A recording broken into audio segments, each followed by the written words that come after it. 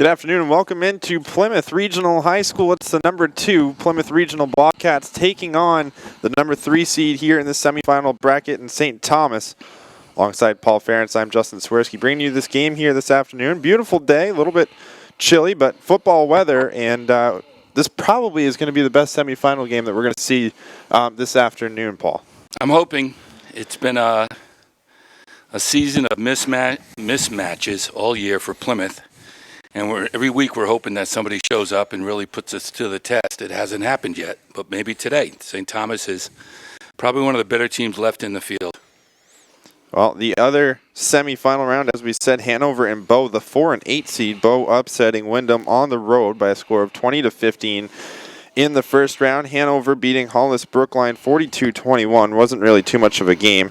The game here against Souhegan really wasn't much of a game either. It was over in the first half. 36-0 was the score in that first half. It ended up being 49-21. And then St. Thomas ending, it was a close game through the first half, but 28-13 was the final score between St. Thomas and John Stark. So we're all set to go here. Plymouth will kick off to start this game. It's a low kick, caught at the 10. And taken down right around the 26. It looked like number 20, Noah Thompson. No, it couldn't be him. He's an O-line. John Towers, who I have on the return for St. Thomas. So they're going to start off on their own 26, first and 10 on the 26. And Paul, as we've seen and heard about all season long, it's going to be how Sean DeCorn can pick apart this secondary for Plymouth. We'll see if he comes out throwing. Plymouth, like I said, really haven't been tested this year, so. Shotgun and immediately already flag down on the field. The game last week had about 25 false starts in the first half alone. And immediately we're going to get one here. So they're going to back up to the 21, first and 15. We'll give them a couple of flags. They're nervous. This is a one and done. The season's over for the loser here. So these kids are kind of hyped. They want to play mistake-free, but got a good defensive Plymouth in front of them. Handoff to the left, pickup of maybe 2 yards. That was number 26, Edwin Estevez on the carry.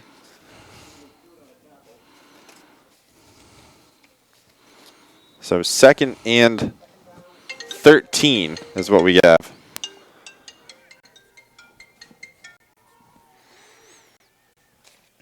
Man in motion. It will be another handoff, this time to the left side.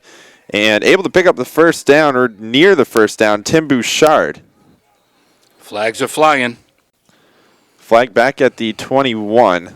And if I had to guess, it would be a hold on that right side. We'll see what the official call is. And it will be. So back up St. Thomas even more. It was second and 12. They're going to back all the way up inside their own 15. Not the start they were hoping for. Not at all. Which is put yourself in a hole now. Down inside the 15 is pretty tough against this Plymouth defense, and they love picking off those passes at this level right here. Second and 22. You have to assume Plymouth looks like a four-man rush on the front. We'll see what they come with. They are going to back it out. And another flag now on the far side. And the line was jumping? St. Thomas going to back inside their own 5. Oh, my goodness. That's not good. So it'll be second and 27. Quarterback's in the shotgun, so he's going to have to sling it. This is that kid he could run, he could pass. Like to run the Wildcat. Got to get something going here. Sean DeCorn Jr. is going to play action fake. He has some room. Throws deep left side. Not a great throw. And it will not be pulled in. Great defense right around the 26. Almost picked off by Isaiah Crane. Right there with him. Really not a good throw at all there from Sean DeCorn. End over end near the 25. Jump ball. Crane did a great job just jutting it free. So now third and 27. St. Thomas is trying to get out of their own 10 and have some room to punt.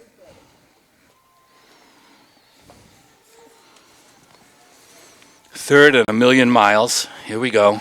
House set, man in motion. It will be a handoff to the right. Some room and across the 10, nearing The 25 and finally pulled down Tim Bouchard again. Looked like a prevent defense. He got a great gain out of that, but we knew it wasn't going to give him the first down. So 4th and 14.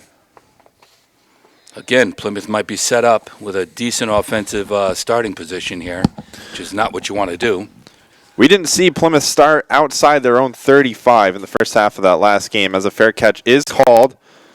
Good right call. at the 45. Great job there by Anthony Velez. And as we said, Plymouth starting probably the best starting territory we've seen in the last 2 games for them, inside the St. Thomas 40. They're going to spot it right at the 45. So we'll get our first look here at this Plymouth offense. And whether or not this game is going to be a shootout or not, we're really not sure. Not a great offensive start there for St. Thomas, but on the other side, it's who can stop this Plymouth offense. Olmsted, quick handoff, right side to Maycumber, breaks a couple of tackles, still on his feet, and picks up maybe 5 yards. We'll see where they spot the ball. Some good footwork there, picking his way through. Again, that offensive line, they just give you the crack you need. So it's a good pickup, 4 yards. 2nd and 6 from the 41. Maycumber really had nothing to work with there, able to shed a couple of tackles and pick up 4 yards.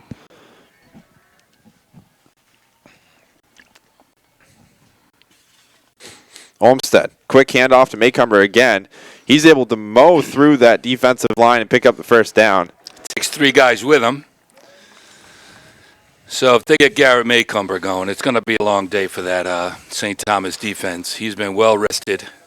Well, as you said, Paul, I mean, a guy that's taking 25, 30 carries a game last season, we haven't even seen him in the second half, and a lot of that has to do with the fact that Nolan Farina has been healthy all year. So, no, they've spread the wealth. Everybody's got a piece of the action on offense, and they're all well rested. So they're right where they want to be.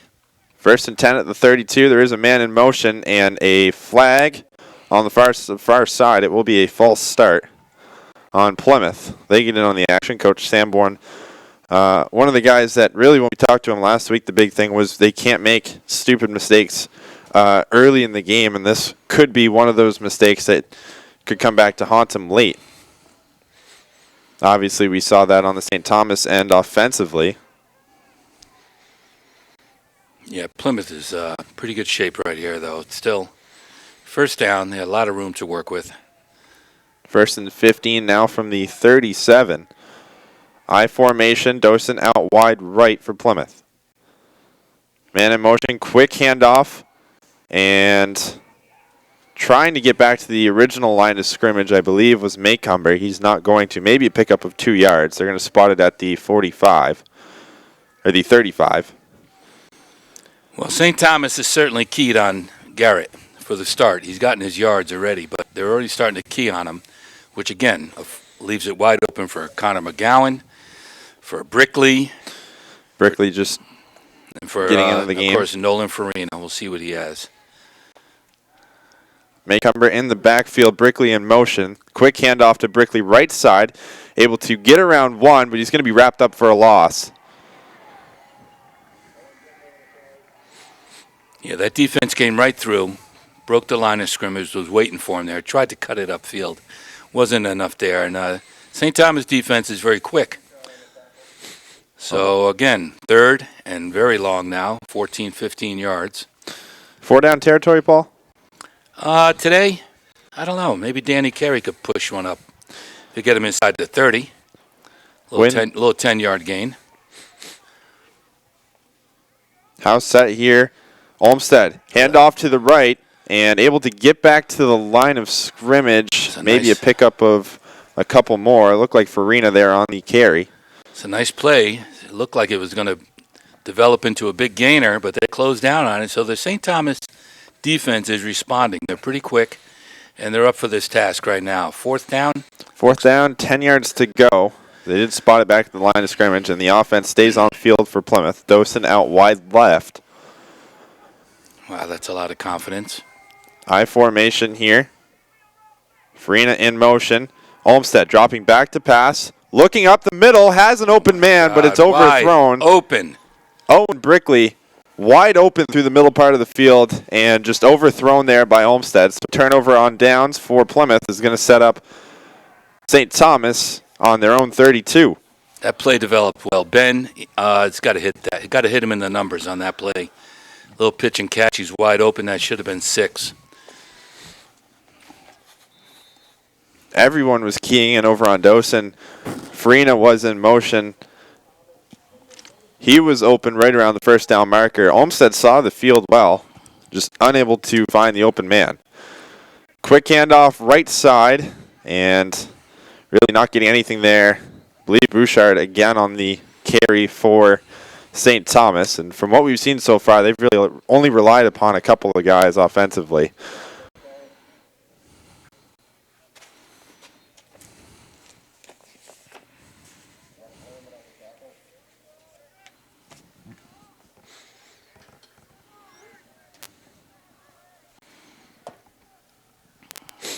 So second down, 9 yards to go. They are going to give Bouchard a yard there on that carry. Play action. Scrambling through the pocket, able to pick up a couple of yards there, but finally taken down was DeCorn. He is their big offensive weapon, and he looked like he was going to get caught in the backfield. He did recover in time, but he didn't fool anybody, and it looked like we're right quick enough to stay with him.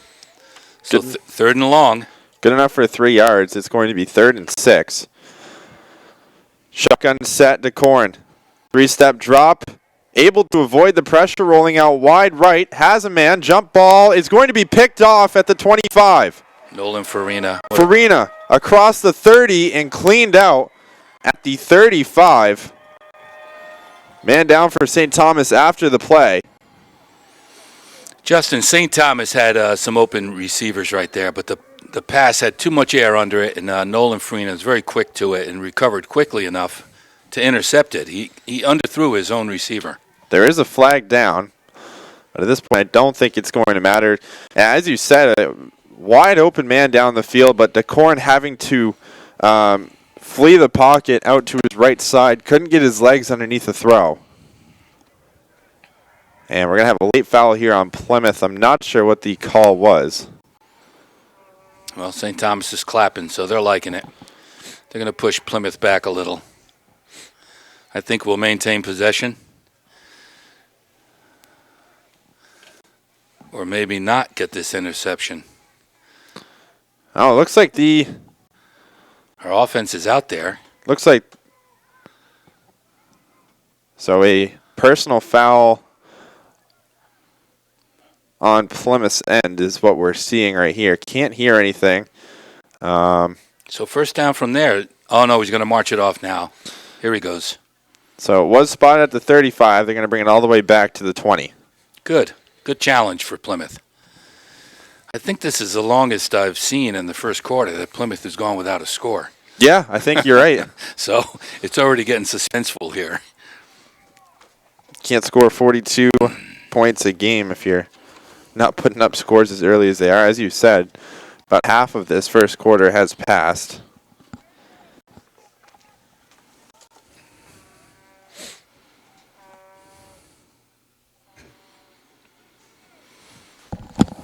Well, they're going to get back to basics if I had a guess and let Maycomber run the ball and Nolan Farina run the ball and bring in Connor McGowan, give Brickley a chance.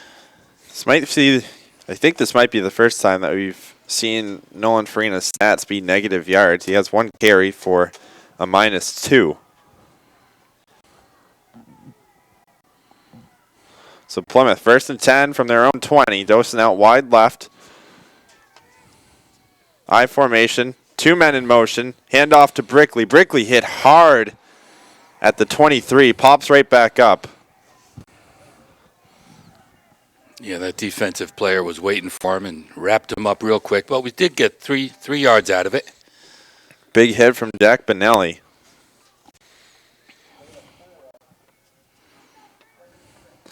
So 2nd and 6. They're going to give Brickley 4 yards on the pickup.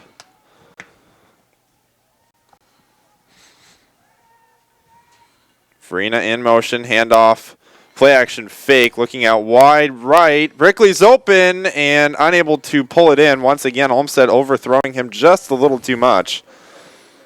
Brickley had his right hand on it, unable to pull it in. Looked like he was going to pull that in, pull a Beckham, a one-handed catch. He was right there. So it will be 3rd down and 6 yards to go.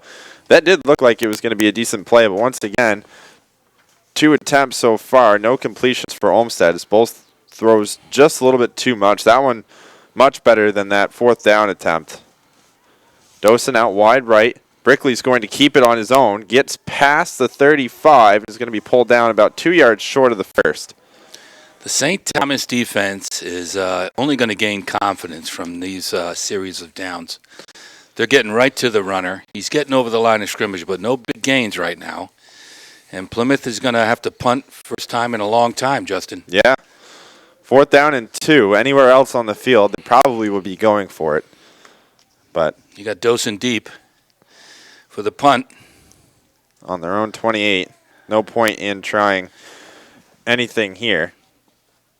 Looks like St. Thomas wants to bring the whole house. They do. It's not a good snap. Dosen able to get it off late. He's hit early. What a great kick. And a fair catch called at the 41. I'm not sure how Dosen put 30, 40 yards on that kick. Good concentration. It was a terrible hike from center. Dosen maintained concentration and got it in the air, and it was a late fair catch call by very late by St. Thomas. He could have got run over there. So nevertheless, St. Thomas will have the ball on their own 42. Pretty good position, and their defense has got to be encouraged at this point, Justin. Absolutely. 38 yards on the punt. Bouchard takes the handoff out to the right, and is going to pick up right around 4 yards. Very slow game early on here, Paul. This is one of the few times I think that I've said that all season. They're feeling each other out. No one's really found a real crack in the armor. Could be more frustrating for Plymouth the longer they go without scoring. You could tell Brickley's frustration there, not getting that third down conversion, as you said. Man in motion. Open down the field is, once again, overthrown. I believe that was Jack Benelli that was open. And DeCorin just unable to find him.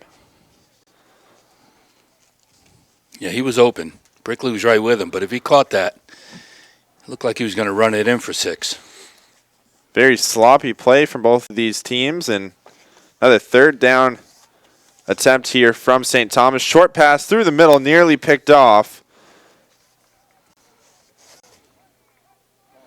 Lucas Bananian was open right around the Plymouth 48 and got his head up as the ball was past his helmet. So it's going to bring up 4th down and 6.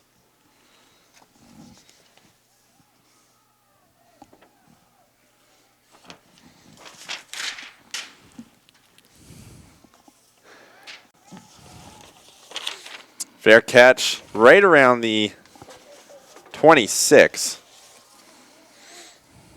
So I'm trying to find my numbers here for both of these teams.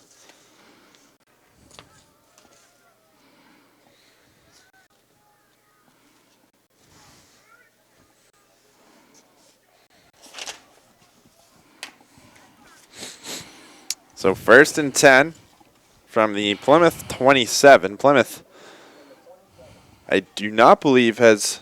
Well, they've had 1 first down conversion so far today. One of the other few times we'll say that through the first quarter. 2 men in the backfield. Quick handoff to Maycumber, and he's going to be stopped. Maybe a pickup of 2. And the St. Thomas the St. Thomas defense is probably the best defense that Plymouth has faced all season long. They really can't get anything going offensively. No, they showed up today. It's good to see. They're matching us with this foot speed, and we're going to have to, again, find that offensive clicking pretty soon. This is the longest Plymouth has gone without a score. So good for St. Thomas. They got to feel more confident as the day goes on if they'd hold them. 2nd and 8. Quick handoff to Maycumber again. Maycumber able to shed 1 tackle, hit hard, right back at the line of scrimmage. I do not believe he picked up a yard there, so it will be 3rd down, 8 yards to go. Good speed by St. Thomas defense. Good speed. They're getting right to where they know the runner's going to be. They're getting through the line, but then right away that defensive secondary is closing in quickly. The linebackers are right there. This is a big play right here, Justin. 2 men in the backfield. Dosen out wide left. Olmstead takes it.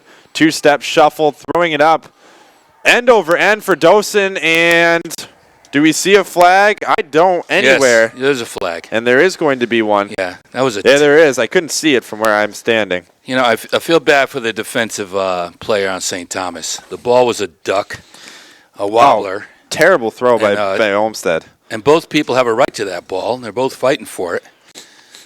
Olmstead, for as good as he is throwing the ball this season, I'm not sure there. It looked like he kind of rushed himself on the throw, but we talked about it, before this game started, Paul, and just about every 50-50 ball, Dosen either pulls in, or the flags are out, and it's a 15-yard penalty on the defense. First time that we've seen this defense for St. Thomas make any sort of mistake, but Olmstead has to recognize that, too. There's a mismatch on Dosen. It looks like even size advantage, but Dosen had him beat down that left sideline.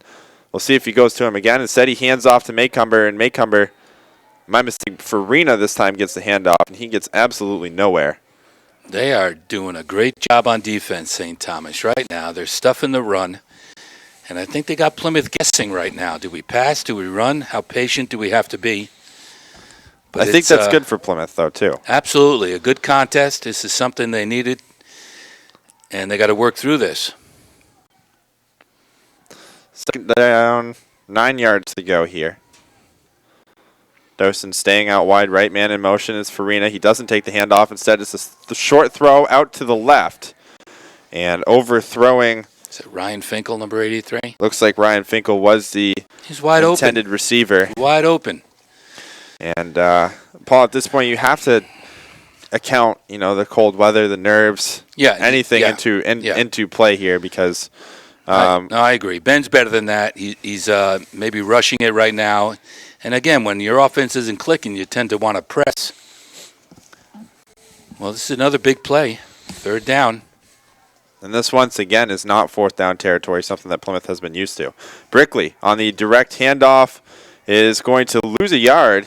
He's thrown into his own bench, and that's going to bring up fourth down and 10. That play did not go anywhere. Again, St. Thomas is matching us foot speed-wise. They're right there. That's the second time a Wildcat snap to Owen Brickley has either just barely gotten him back to the line of scrimmage or he's been taken down for negative yardage. Another big punt here. Let's see if the center can get it back to him. Not a great first snap. Last time Dosen was in the backfield, he did get 38 yards on it. Low snap, fumbled the initial catch, and was able to get a decent catch or punt off. And it's dropped just inside the 10. Somehow able to jump back on it there. I believe was Derek O'Brien. Pretty lucky. Great kick by Dosen. Muff snap there. He was able to get it off. And second time he's had to deal with either a low snap or having to kind of make some room for his own. But another punt, 30-plus yards for Dosen will put St. Thomas on their own 10 to start off their third drive of the game. We're now inside 3 minutes in this first quarter and still no score. Handoff to Bouchard out wide right. He has some room and nearing the first down marker. I'm not sure if he got it or not. And they're going to put him just shy of the 20, so second and inches. This first period's over. 4 seconds left. St. Thomas has got to be pleased. They came up here to hold Plymouth scoreless one quarter. Great job by that defense. Looks like they'll get one play off before the end of this first quarter. Able to get around the outside. A great tackle near the first down marker. John Tower. That was Isaiah Crane from all the way on his, came all the way around the backside and ran him down. That was a great tackle by Crane, too. It's a good job. Nearing And now at the end of this first quarter, still scoreless, as you said. It will be third down and short, so no pickup for St. Thomas on that last play from John Tower. But, Paul, I think you have to make the assumption that for this St. Thomas team, it was either going to be 14 or 21 to nothing Plymouth, or it was going to be a game like this. And really nobody could tell how they were going to show up. But great showing early from the St. Thomas team. The first time that Plymouth has been shut out in a single quarter, I think, all season. Well, this is the defense we've been waiting to see. Finally, they're putting a stop to Plymouth's free run of scoring all the points whenever they want. So these guys got their work cut out for them, which is a good test if they're going to earn a championship bid. Plymouth is home. They should make their adjustments and take care of business from here. Taking a quick look at the bracket that we have this season, and as we are at the semifinals, that Hanover-Bow game is also today.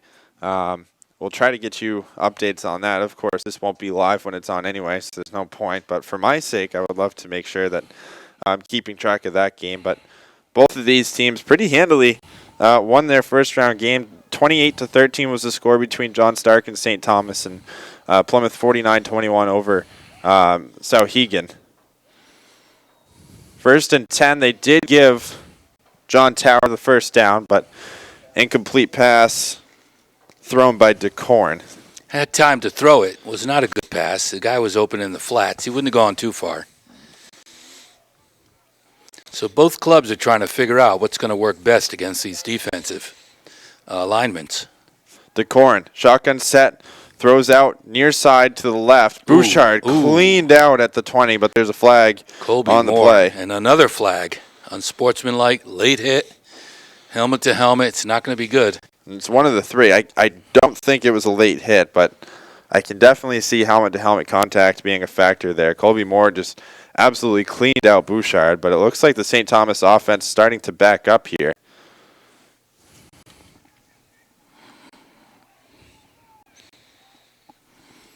This looks like it's against Plymouth. It'd be my guess. So let me grab the face mask on the way down. Let's see if we can get what the signal is.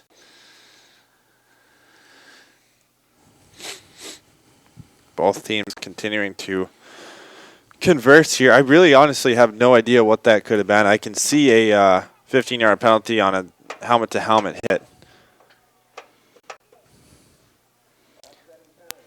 Offsetting. There's a break. There's no word on the offsetting penalties. I would say on the offensive end, probably a hold on that right side. I don't know what it was on Plymouth's end, but second down and 10.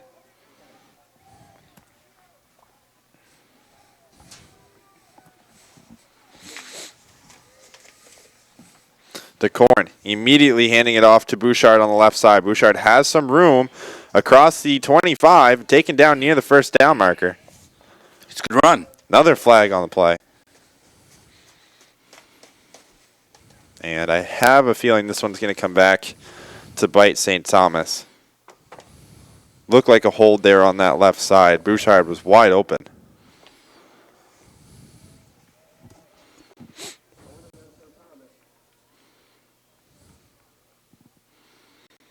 Yeah, they're heading in that direction. So, going to pull it all the way back. Oh, tough. To the 13-yard line. Second and, my goodness. So, what is that? I would assume maybe 17 yards had to be a holding. Second and 16.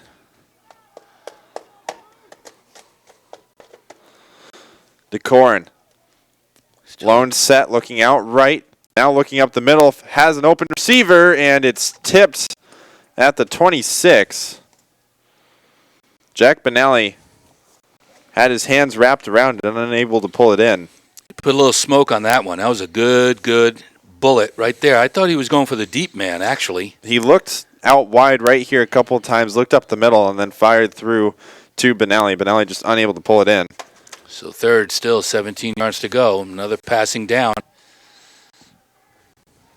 Shotgun position. DeCorn. 3 steps, able to flee the pocket, has some room on the right side, nearing the first down marker, and he's not going to get there. Taken down right at the 25. Pickup of close to 10 yards there. Good job by DeCorn. Once again, the pocket completely collapsed about a second and a half in. He took 3 steps back. He had to find his way through the middle. And that looked like a design quarterback draw once he spread everybody wide. DeCorn will punt the ball away as well. Not a bad punt. Caught right at the 47. Velez with the fair catch, and Plymouth will start off their 4th drive now near midfield. Real defensive struggle, both sides unable to generate any real offensive threats so far. It's going to be a kind of game we're looking for all year, Justin. Yeah, this is, I would have to say this is Plymouth's first big challenge. Of course, I didn't see that regular season finale with Milford, but that is who they played in their last game, right? You were here for that. Sauhegan, no contest either game. Handoff to Maycomber. He picks up about 5. No, I'm talking regular season. Before Sauhegan. Who did they play before Sauhegan? That was Milford. Milford was the better test than the previous games, of course. Plymouth still put up over 40 points against Milford, but that was, I believe, the only regular season game that lasted the entire 4 quarters. That's correct.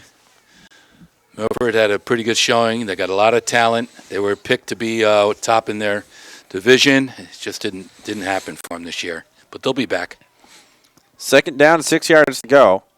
Maycomber in the backfield. Quick handoff to him. He's going to pick up maybe 2 yards.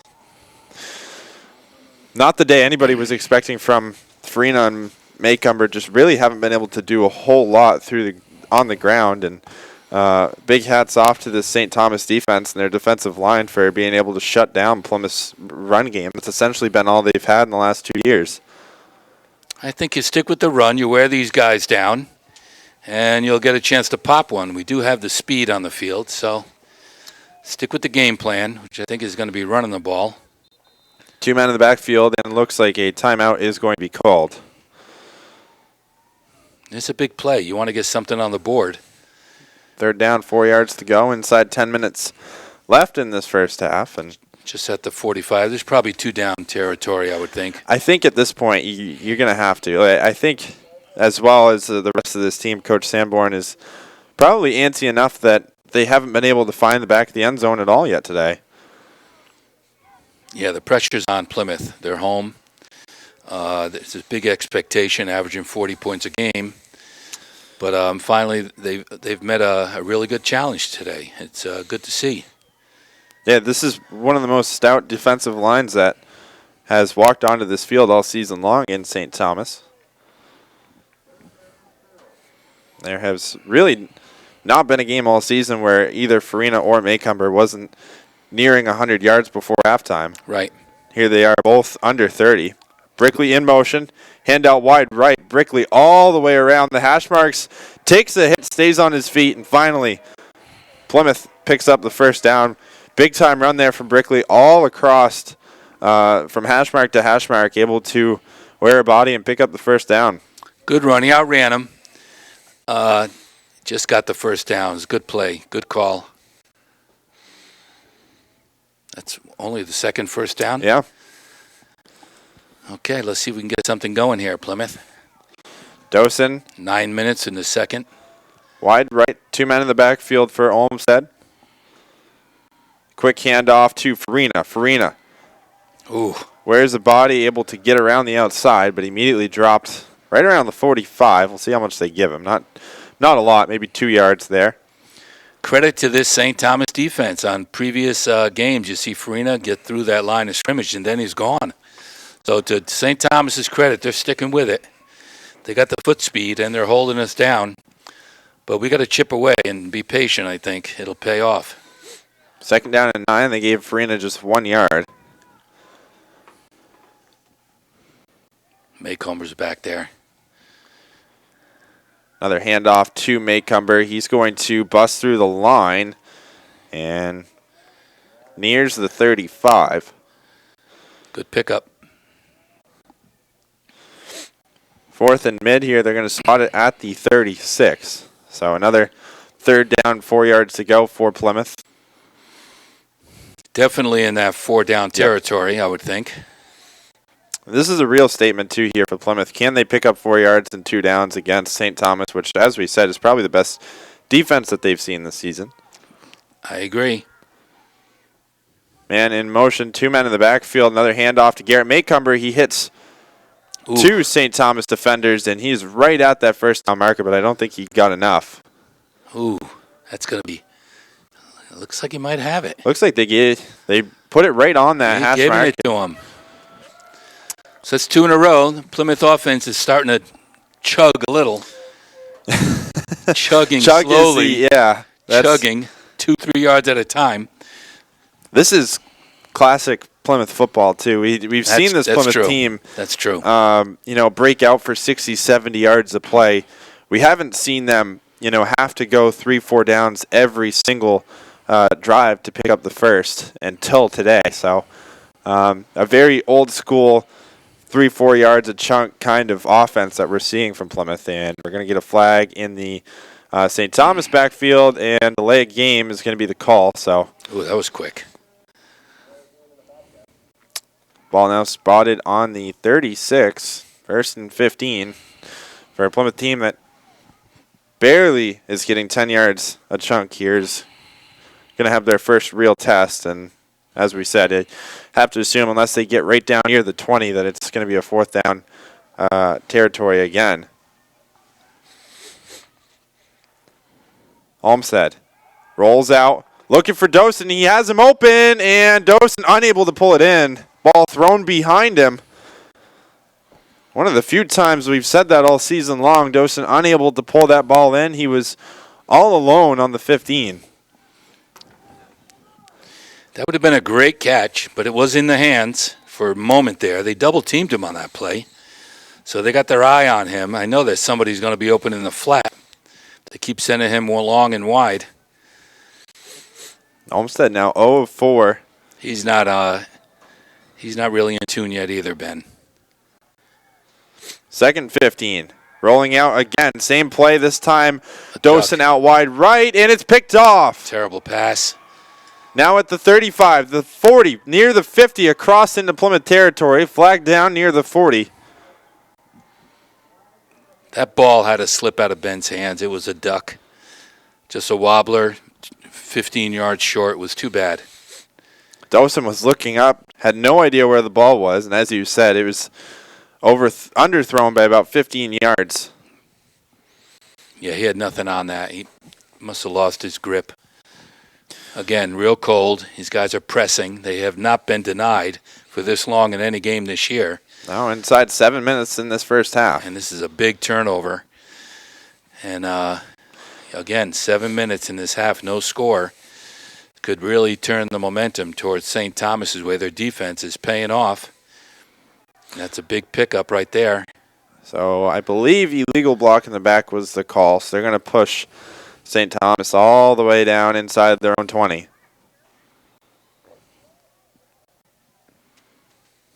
But they maintain possession.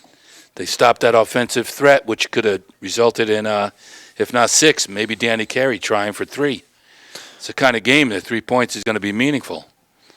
So they're going to spot it on the 26. So right around where the ball was caught was the 15, and came all the way back. Yep, St. Thomas looks jacked right now. Big play, Bouchard out wide left, able to break through, has a first down and more, still on his feet, finally pushed out of play. Near the 40. That's a big gain. Big gain. 15 yards on the pickup for Tim Bouchard. And another St. Thomas first down. That's good blocking by the St. Thomas offensive line. Was able to spring him down the sideline for a 10-yard plus gain. They're on the move right now, St. Thomas. 1st and 10 at the 40. Another handoff near side and another flag. As this time, Nicholas Tusati is the ball carrier. 5 or 6 names we've called so far carrying the ball here for St. Thomas today.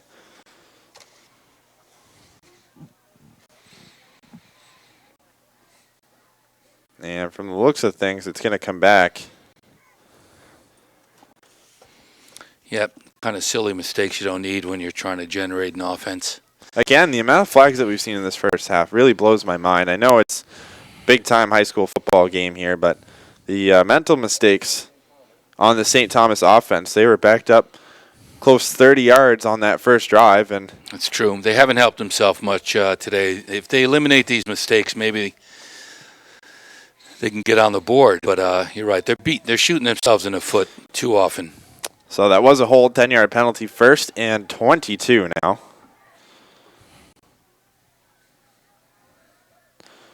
Delayed snap. Rolling out is Duquesne. He has a receiver open and downed near midfield. It's a nice pass. Sharp, right on the numbers for number 17. Will McLean on the catch. So they're going to rule him out of bounds right near the 44. So 2nd down, 7 to go. Good pickup. Pickup of, close to 15 yards there. Another throw, laser here towards the right side, and Benelli threw a hand up at it, but he knew he wasn't going to pull it in.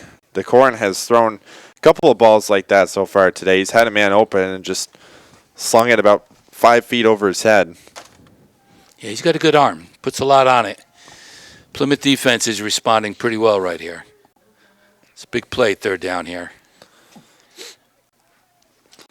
DeCorin has a man open right at the 1st down marker. It's going to be enough. Tim Bouchard pulls it in just across midfield. It looked like Farina took the ball from him, but they must have blown the whistle. He was never down, and they were pushing him back, but they marked forward progress, but Farina ended up with the ball. Yeah, they're going to give him the 1st down, so. Yep, St. Thomas is on the move. Under 6 minutes. First scoring opportunity here for St. Thomas across midfield. Quick handoff to Bouchard left side. Bouchard breaks a tackle and is brought down inside the Plymouth 45. It's another good gain. Plymouth defense is getting a good test today. Let's see how they respond. Inside 6 minutes left in this first half. Quick snap. Handoff to Bouchard, and he's going to be wrapped up right at the line. Yeah, go nowhere. First stop at the line here for Plymouth as well. Almost looked like some kind of busted play, a little miscommunication. Yeah. 3rd down, 7 yards to go. And for St. Thomas, you'd have to assume this is 4-down territory as well. Why not? Shotgun set, DeCorin pressured again. Somehow able to get out of the pocket, throws wide right, has the receiver open. And being wrapped up, McLean again. Great out route here to the right side. Unable to pick up the first, but near the they gave him 38. They gave him a good spot on that ball. Yeah, big chunk. So it's going to be 4th and 2 yards here. And you have to assume that they're going to have to go for it here if you're St. Thomas. You want to get on the board early. This is 4-down territory from here on out. We're under 5 minutes before the half. No score. St. Thomas is nothing to lose. They got to feel confident holding Plymouth to no score. So they might as well take a run at it. And St. Thomas is going to take a timeout, probably rightfully so. Talk it over. Come up with that big 3-yard play they need. It says 3 on the board. Now they put it down to 2, and that seems more fair. But looked like McLean caught that ball closer to the 45 than he did to the 40. I'm not. That was a heck of a spot. Yeah. An extra couple of yards there. Regardless, you have to assume St. Thomas is going to go for it after that completed catch anyway, even if it was 4th and 5 or 4th and 6. But St. Thomas looks good right now. A couple of 1st down pickups in this drive. No, they should feel confident. They have nothing to lose. They could roll the dice and go long here. They could do anything they want. And, again, their defense is up for the task. Another play, too, where DeCorin has to get out of the pocket, get his head up, and find an open receiver. That's the 3rd or 4th time Plymouth's broken through and closed up the pocket, just unable to pull him down. He's over center now. High formation, play action, rolling out wide right, and it's picked off.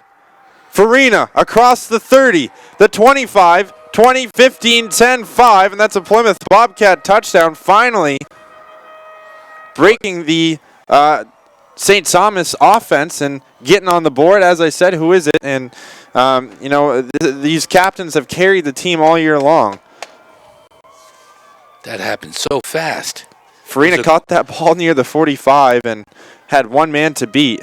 DeCorn couldn't take him down near midfield. And there was nobody there to catch up to Nolan Farina.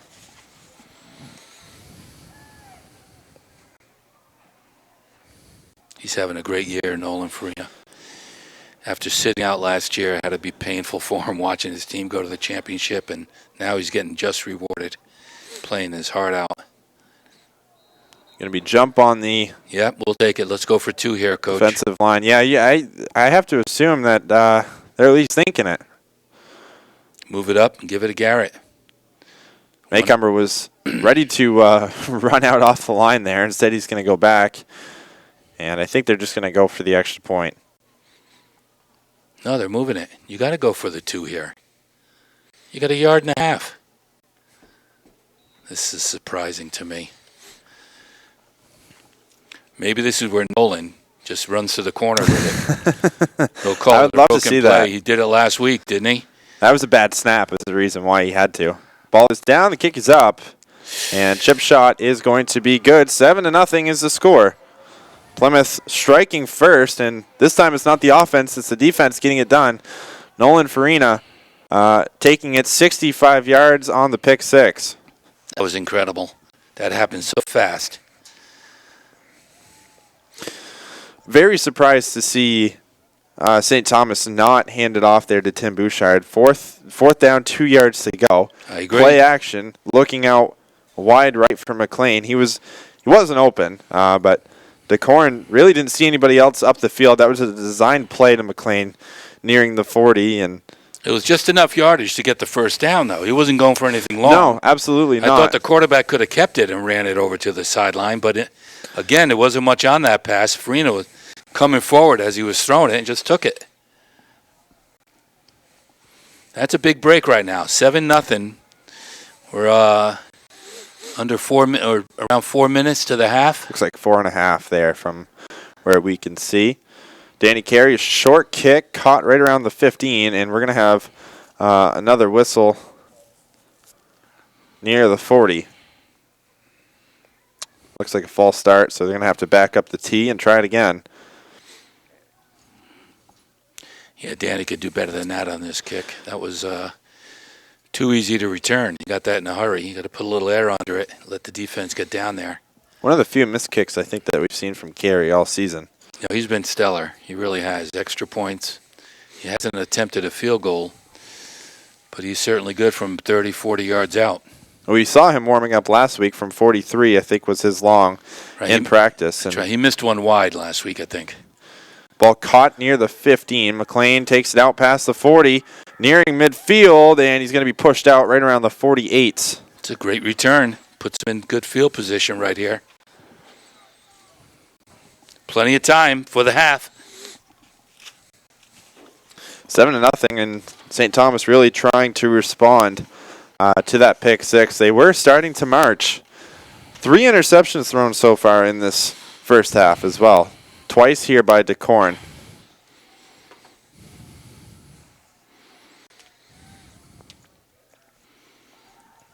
First and 10, he's rolling out wide right, looking deep, still on his feet, finally taken down for a loss of about 5. He had an open receiver through the middle, couldn't get his feet set. He took too long. Jacob Lamb finally closed on him, but he took a long time rolling out there. Can't give him that much time. He's got a good arm, this kid. Finally, Jacob closed in on him and lost him 5 yards. Benelli and Banian were all, they're both wide open. Benelli up the sideline. 3 wide receivers set to the left. Shotgun for DeCorn. Looking out to his left, and he's not going to find the receiver there. And Banian, it looked like a quick slant pattern. Yeah, terrible pass. Way behind him. 3rd down, 15 yards to go.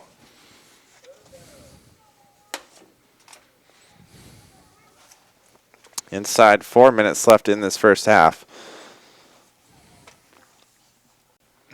And can't imagine anybody really thought that it was going to be this low scoring going into halftime. Not at all. DeCorn, pump fake, and he's going to be closed down. Isaiah Crane came in from his outside cornerback position. He's got Lamb on that side. They applied a lot of pressure.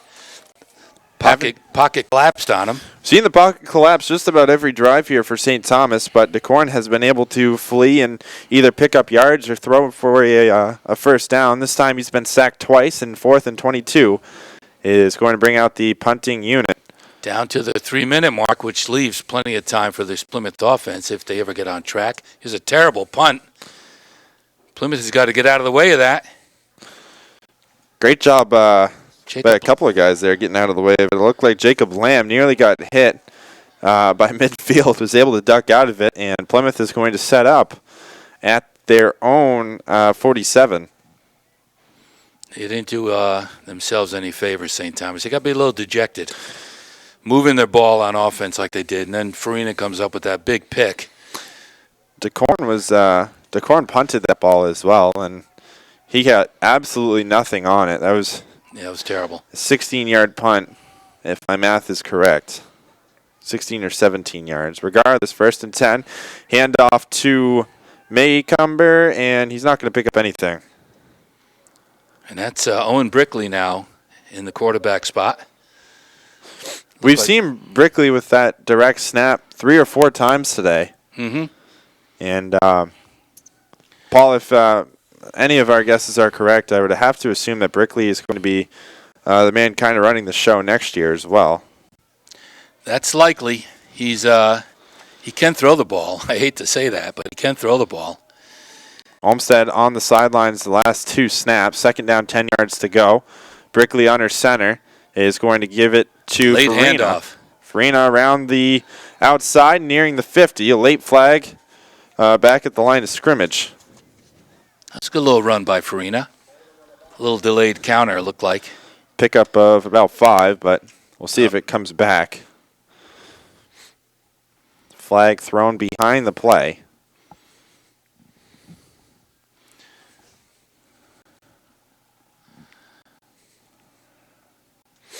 And it will be, have to assume, a holding there. Not what Plymouth needs right now, not what the coach is going to be thrilled about. You Not cannot let these mistakes slow you down when you're on a roll.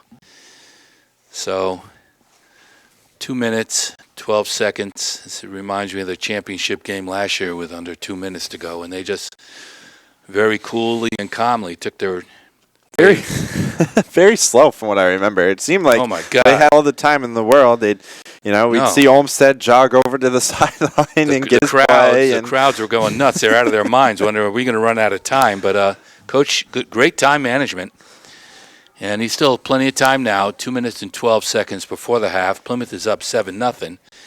So Brickley's under center now. I'm sure St. Thomas hasn't prepared for what he can bring you. No, I'm kind of thrown off by that as well. 2nd down and 19. Can't imagine Brickley's going to throw the ball here, but we'll see. Man is in motion. Will be a throw from Brickley. He's looking through the middle. He has a man open. Oh, my gosh. What a great catch. He went up and stole it. Wes Lambert able to pick that one out of the air at right around the 40-yard line. Not a very good pass there by Brickley, but not the best. There were 2 guys on him, but Wes Lambert, big, strong kid, went up and grabbed it. That's what you're supposed to do. Great design play there for Lambert, and as you said, able to pull that one down, 6'1", 185, and the ball was right on his hands in turn. I mean, it wasn't it wasn't a pretty throw, but it did the job, and it was right where Lambert wanted it to be. So, big pickup, 1st and 10 at the St. Thomas 32. Brickley's going to keep it on his own around the left side. He has the first down, and it's going to be taken down inside the 20. This offense is rolling a little. Big hit on Brickley at the 20, but they are inside. Looks like they're going to spot it at the 19. And as you said, I mean, this team very calm and collected inside 2 minutes. We saw that last year, and we see it again here today. Yeah, minute 25 seconds. Brickley's in, still under center. He has a lot of options in front of him. They smell blood now. I mean, you got the 7. You know you want to get it rolling. You want to try and double it up before halftime as well. Brickley still under center. 2 men in the backfield. Dosen out wide right. It is going to be an immediate handoff to Maycumber, and he is going to be stood up near the 15-yard line. Always falling forward. Picks up a good 3 or 4 yards. Yeah, and that's the last drive that we saw until that Ben Olmsted interception. This team was really rolling behind Maycumber's 3 or 4 yards at a time. Took him 3 downs, but they'd be able to roll through 10 at a time. 2nd and 7 inside 35 seconds. Brickley rolling out wide right is being pressured, throwing it up near the end zone, and it's caught. Is he going? Ball is loose, and not sure what the call is going to stand as. It looks like St. Thomas is going to pick up the fumble on their own 1. How can that be? He came down with the ball in the end zone, didn't he?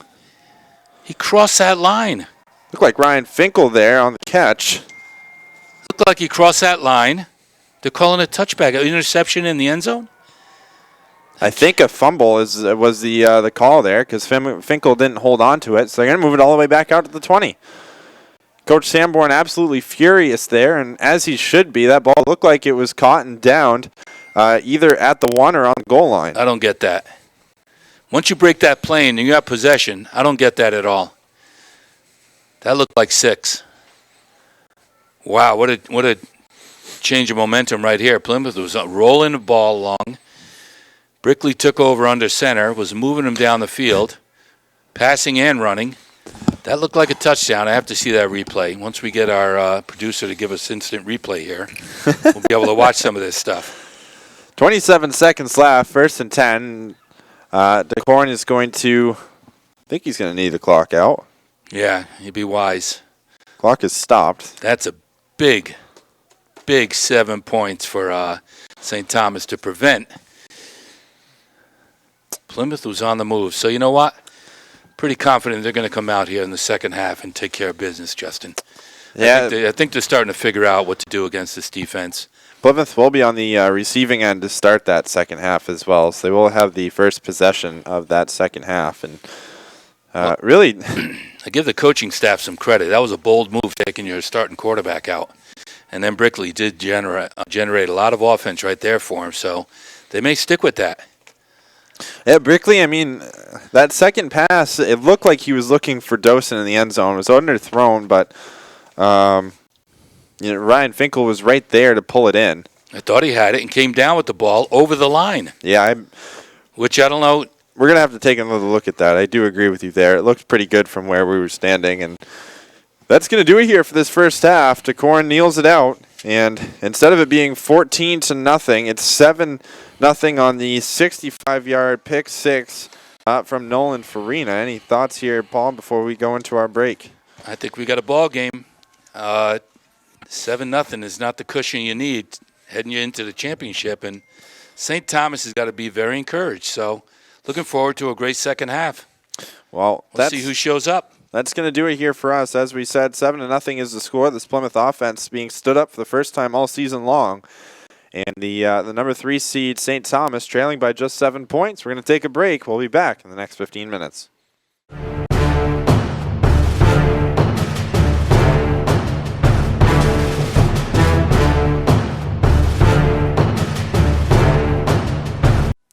Back here at Plymouth High School, set to kick off the second half. And Paul, the first time this Plymouth offense has been shut out in a half, I think, all season long. What are your thoughts here?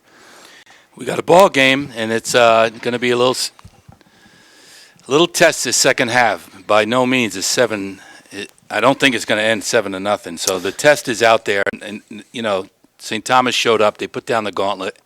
Plymouth has to respond at this point.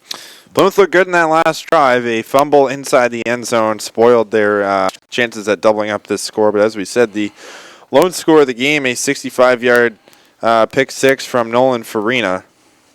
And I think this is the first time, as we said, both Farina and Maycumber under 60 yards and a half on the ground between the two of them. And the only score of the game coming on the defensive end, of course, Farina playing on both sides of the field for the entirety of this game. But really something that neither of us, I think, expected. And before the game started, before last week started, it was a contest of who was going to be able to stop this Plymouth offense. And it's been St. Thomas. St. Thomas has been the team that's been able to do that. That's the first time that we've heard anybody be able to shut down this Plymouth offense. So we'll see how they respond in the second half. They do get the ball to receive starting the second half. It'll be interesting to see if Ben Olmsted gets back under center. I think what the coaching staff made a bold move. They pulled Ben, put him on the sideline, and Brickley goes in. Owen Brickley, who can run the ball, pass the ball, and he marched right down. Again, it's too bad that Ryan Finkel didn't hold on to that.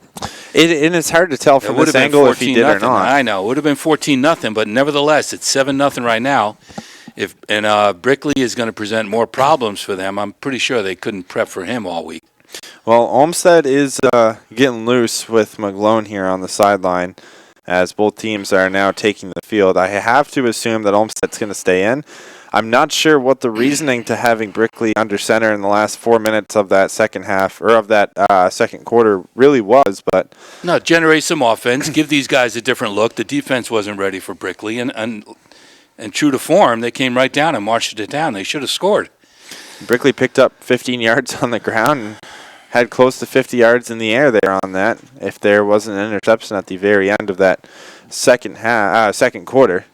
We are underway. Nice kick. Ball is caught near the 5 by Jordan Dosen. He turns out wide right. Has some space up through the middle. Dosen is going to be picked up right around the 36. He was off to the races, but a great shoelace tackle is going to pull him down just outside the Plymouth 40, and they are going to start the ball at the 36. Great return. They had the wall set up. He could have been gone. It was a good tackle by the St. Thomas. And to St. Thomas's credit, I think they're matching us with their speed. Big time. Which is why we're struggling so much on offense. And Ben Olmsted is back in under center, Justin. So we're going to get back to basics here. Dosen out wide right. Olmsted, quick handoff right side to Maycomber. Maycomber breaking through the middle, has some room across the 50 at the 40. Boy. 35, 15. Well, he's down at the 30. Pulled down. Looked like a horse collar tackle. No call there as he was ripped down from behind. But Garrett Maycomber, a quiet first half, immediately turning things around there. Great play. That's more what we're used to seeing. That quick hitter, the hole's open, the line's doing their job, and Maycomber is gone. So a good tackle by St. Thomas. Save 6 right there. 30 yards there on the pickup for Maycomber. He gets it this time on the left side, and he's going to be wrapped up just past the line of scrimmage, maybe pickup of 2. So maybe those halftime adjustments by the Plymouth offense are going to pay off. They're on a good march right now, and they like to get on the board, something they're more used to. So 35 yards on that chunk there from Maycomber. He now has 37 on the drive, and it's 2nd 8 inside the St. Thomas 30-yard line. 2 men in the backfield. Dosen out wide left. It's going to be a shovel pass out to Farina. Farina nearing the first down marker, and I think he's going to be pulled down just shy of it. Plymouth looks like they got a little giddy up in their step right now, and they're looking energized, and they want to get this done. They gave St. Thomas enough chances this first half. I think they want to try to really get on their horse and put them away here. And they're moving the ball like we're used to seeing. 3rd and a yard. 2 down territory, obviously.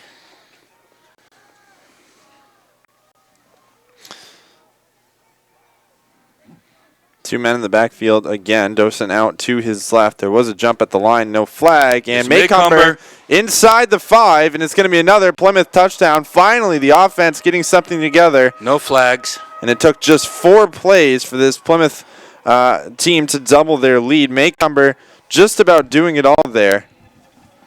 That's more of what we're used to seeing. So maybe now this gets Plymouth energized, and they take charge this second half. So just 10 minutes, 2 minutes gone by. Danny Carey's going to put up the extra point. Ball is down, the kick is up, and right down the middle, Danny Carey makes it a 14-0 lead here. Plymouth offense really looking like the offense that we know them to be in that first drive of the second half. That was a great series. So they got their marching orders at halftime, and they're coming out playing like they're supposed to. Let's see if St. Thomas can respond.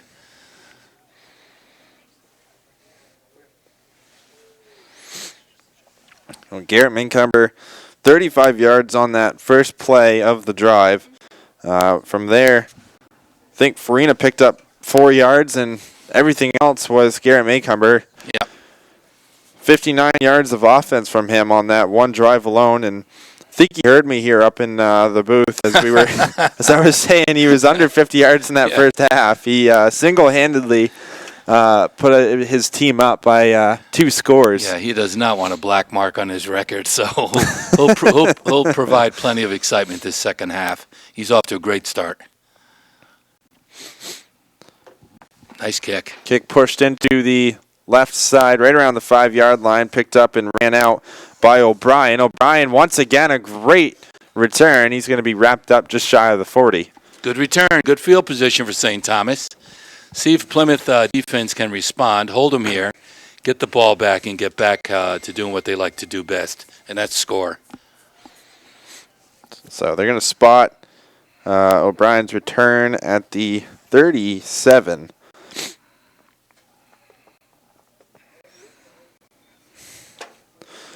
First and 10 here at the 37.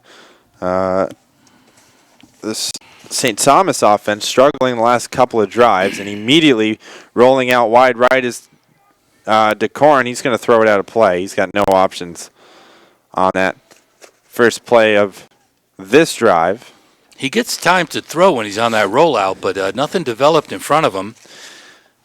Everyone was just kind of following the ball with him. There's nobody after the additional or after the initial series there from his 4 wideouts there on that left side. They all just kind of jogged along with him through the into the sideline. No movement after their initial route. Here we have 2nd and 10. Quick throw out to the left. And it's going to be just past the outstretched hands of Will McLean. Going to bring up 3rd down and 10.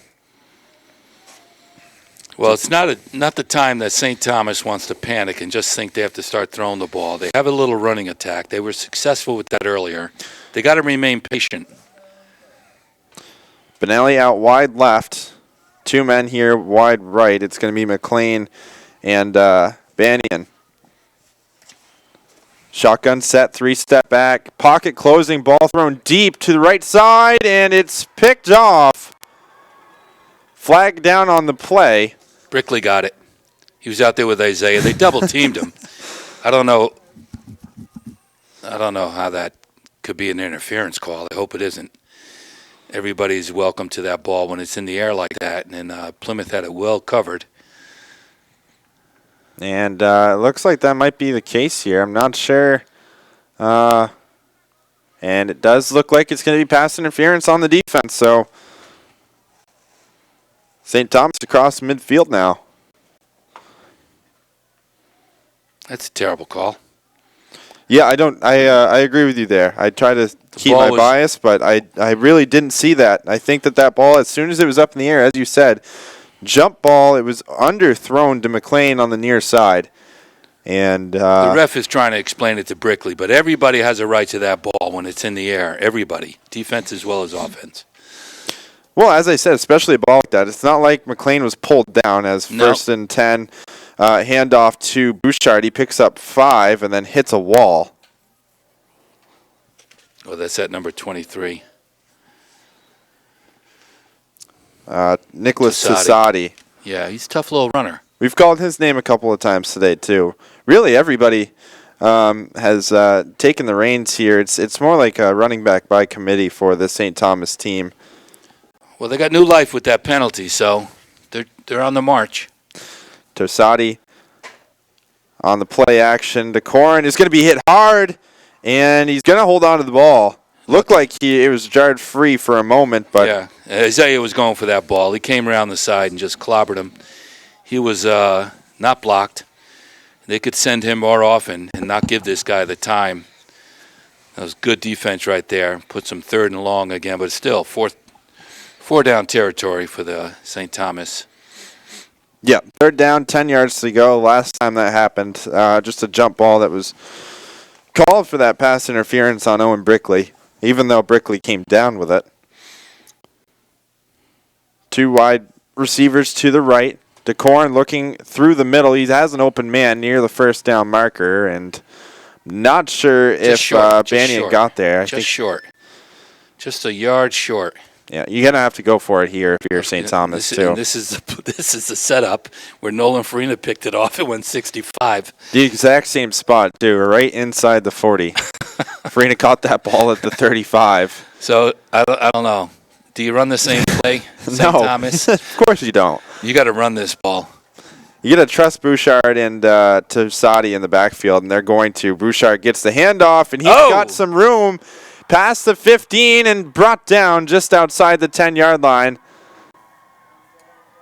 Big play right there. 25 yards for... He does not look that fast, this kid. But he broke through that line and he got run down from behind. Otherwise, that would have been 6.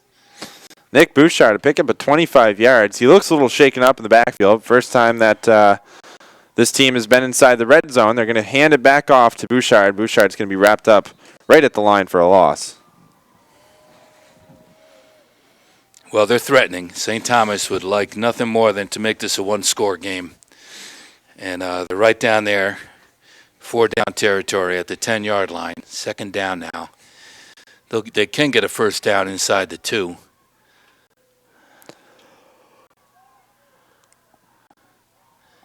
Big play here. Big test for the Plymouth defense. Running back on each side of DeCorn. He takes it, hand off to Bouchard, and... He doesn't want to go down, but he's not going forward either. No. He's going to be pushed down behind the line. He looks a bit shaken up. As we said, he looked pretty shaken up after that 25-yard fourth down conversion, and he hasn't looked the same. He's been hit hard at the line twice. He's been a workhorse for them probably all year, their go-to guy. He's having a good day today, too. Yeah, but as we said, we've also called just about every name that has been on the offensive side of things. McLean's gotten a handoff today. Tosati's gotten 3 or 4. It is evident that Bouchard's their workhorse, and we'll see if he gets it again here on third down, 8 yards to go. Step back pass, quick throw out to the right, and nicely defended there from Brickley. No flags on the play. And St. Thomas thought there could have been a flag. I don't think so. I think that was about as well defended as the last play that the last flag was thrown at Brickley. Brickley was step for step with him. The quarterback puts a lot on these passes. They get in there pretty hot. It was a nice throw, too. It just through the hands of Banyan. It's fourth down, Justin. Big play here. Fourth down, 8 yards to go inside the 10. Fourth and goal, St. Thomas really needing a score, not electing to put 3 up on the board. Wants to cut it back in half. Ooh. Everybody coming at DeCorn. He throws it up. No flag. No flag on the play. And it's going to be a turnover on downs. DeCorn cleaned out in the backfield. And is that a flag on the far side? I can't tell. I think so. I have to assume it's going to be a late hit on DeCorn, but he was really hit as he threw the ball. So looks like the offense is going to stay on the field for right now. And it's going to be on them, so it's going to be a turnover on downs. I wasn't sure what the call was going to be. As we said, that flag was thrown on the other side of the 10-yard line behind the play. But regardless, DeCorn limping off the field, does not look in good shape. Bouchard was shaken up on that last play as well. A little disappointing for St. Thomas. They got down there in the scoring threat and had every chance. Nothing came of it. You can't play this game hoping for a flag. So let's see if the St. Thomas defense now can stiffen, because they didn't last series. Isaiah Crane is out wide. He's going to be a receiver in this offense.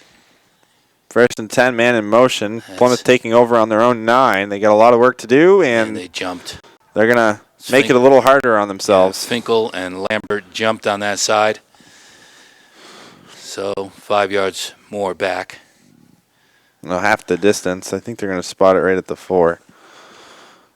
Well, it just makes for a more exciting 90-yard run for the touchdown, Justin. And it doesn't take much to break out. Isaiah's coming off. Ben Olmsted back in. Yeah, you have to assume a couple of quick handoffs, and if they can get near the first down marker, we're going to see something here. First down and 13 from the Plymouth 5-yard line. Another man in motion, a quick handoff. Through the middle is Farina, and still on his feet, able to pick up a couple before being thrown down right back at the line. It looks like maybe 3 or 4. He was close to the 10, and they are going to spot it on the 10. So, pickup of about 5 yards brings it right back to the initial line of scrimmage. That's good. Get out of this hole a little. Again, Farina, Maycomber, Connor McGowan, or Brickley. Any one of them could break it from here. I haven't even really called Connor McGowan's name today either. No, he's playing defense, so. Second down, 8 yards to go. Another handoff to Farina on the right side. He's hit right at the line, able to squeak out another yard. Maycomber comes onto the field. And third down and 7. They're going to give Farina a yard there. And Dawson's coming back in. You throw it here on 3rd and 7, or you hand it off to Maycomber and see if he can pick up 7 yards. I think Coach Sanborn is going to have a little bit more faith in Olmsted after the end of that first half. He does drop back to pass. Look for Dawson. He has him open instead. Throws just over the shoulder, and it's just out of the reach of Wes Lambert. It's going to bring up 4th down and 7. Dawson took about 10 paces up the sideline, cut it in, was wide open. At that point, Olmsted already had the ball out of his hands, though. Went for the short pass there, just out of the reach of Wes Lambert. So 4th down. Dawson's back. He's got to get a foot on this. If I'm St. Thomas, I'm coming. I'm bringing it. Because he looks like everybody's up on the line, too. I would bring it. I would have him, you got to pull out all stops here. Low snap. Dawson is able to get the kick off. It's not a great one, but it's going to roll right around the 50, picking up at the 48. And after 3 quarters, Bow up 13-7 over Hanover. 12 minutes left in that game. I very surprised with that, but if all things hold true as it is right now, it could very easily be a rematch of last year's Division II state championship game. Hanover's defense is doing their job. They haven't given up more than 14 in any one game, but the difficulty has been their offense and getting points on the board. So 15 they got their work points, cut out for them. 15 points against Wyndham. Or they gave up 15 points against Wyndham, I should say. Put up 20. Scored a touchdown in the dying seconds of that game. But defense has really been the key to this game as well. 1st and 10, Bouchard gets it and looked like he was going to go somewhere. Maybe picked up 2 yards on the initial gain. Good field position right now for St. Thomas to get back down there. But Plymouth defense, you got to give them some credit. They're shutting down a very good offensive squad that's been successful all year and a threat, but so far they are not able to generate any points here. 2nd down and 8 to Corn. Looking out wide right, and it's almost picked off. Oh, it's right there. Isaiah Crane. Late takedown after the throw. I'm not sure if there's a flag down. I don't think there is one. Looked like a mix-up there that involved Wes Lambert. I think he got a hand on it. Tipped it. Isaiah Crane almost had his hands on the ball. A good job there by the St. Thomas receiver to know that he probably wasn't going to catch the ball and slapped it down instead. Yeah, played defense right away. Big 3rd down. 3rd down, 8 yards to go. Ball spotted at the 46. To Corn. 3 steps back, looking out wide right. He has a receiver open, and it's caught. Oh, my gosh. 15-10-5, and finally St. Thomas on the board. Derek O'Brien pulling that one in. Looked like Nolan Farina went for the interception. Looked like he had it in his hands. Yeah, he's wondering what happened right now. He was right there. Well, good for St. Thomas. They're not going away quietly. Now, we didn't expect them to be held scoreless in this game either. No, we didn't. So 3 minutes and 30 seconds in the third period, and St. Thomas is finally on the board, and looks like they're going to kick for one.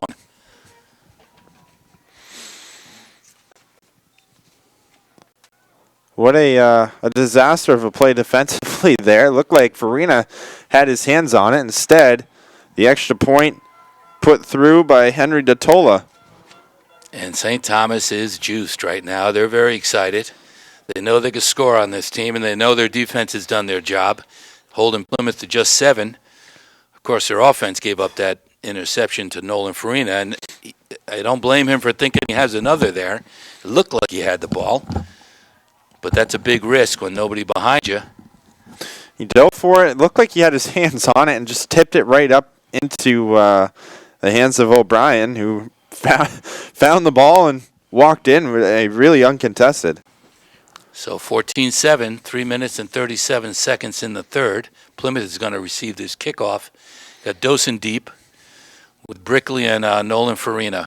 So Dosen almost took that last kickoff all the way back. I think it was a 30-yard carry there for Dosen, but yeah, any one of these guys are a threat to do that. When they get that wall going on either side, these guys can scoot. We saw Dosen take one back on the second play of the game against Bow earlier on this season here at home, and this time Brickley is going to catch it. There are flags on the field.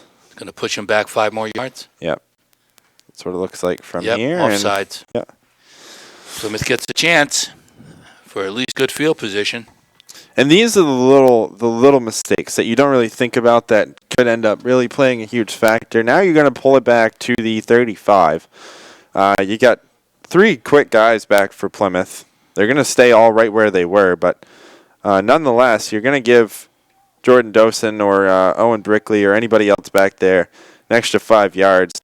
An extra 5 yards, that last kickoff return would have put Dosen in the end zone. Ball falls off the tee, and we're going to have a little bit more delay here. 3:37 left in this third quarter.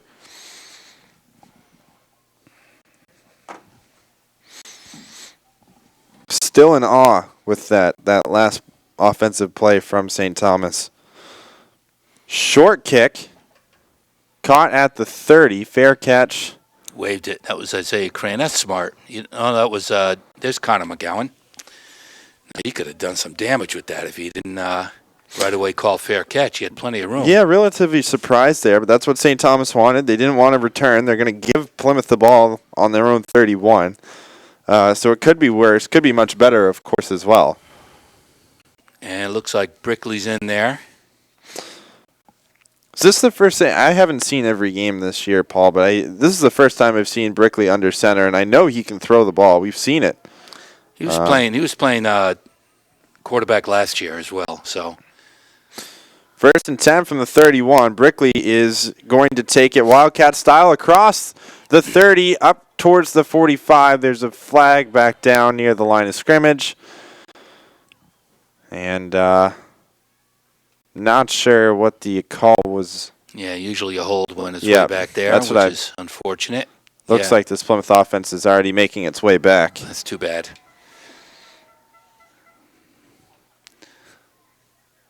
So Ben Olmsted now on the side helping the coaches out. Owen Brickley in there going to try and generate some offense. That was a good running play right there. Maybe he got sprung because someone was holding. Regardless, it's now 1st down and 20 yards to go. They're going to spot it on the Plymouth 21. That looked good, too, as you said. Clock is ticking down inside 3 minutes and 20 seconds. Dosen out wide left.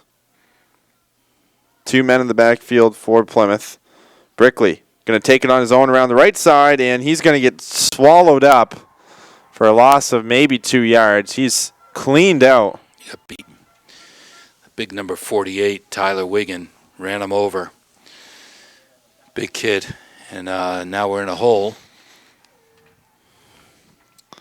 So they're only going to give him a loss of 2. So 2nd and 22. Ben Olmsted's back in. Yep. So comes Lambert's coming out. That's one of the better receivers we have. Dawson's going to go wide. See what we have here. Brickley's going to be in a receiving position on the outside. In motion. Brickley in motion. Olmsted back to pass. Gets hit as he throws it. And Olmsted shaken up on the play. Looked like he took a helmet right to the back of the small of his back there. Never saw it coming. He got run over there. So Plymouth is trying to figure this out. We're not generating the offense we were hoping. And we're in a hole here. Big third down play coming up. Just inside our own 20. This is a challenge. Looked like Derek O'Brien there on the hit as well. Just completely untouched through the line. Now we're inside 2 minutes in this third. Timeout. Looked like a timeout at first. Waterboy's starting to come out on the field here for St. Thomas. He immediately pushed back.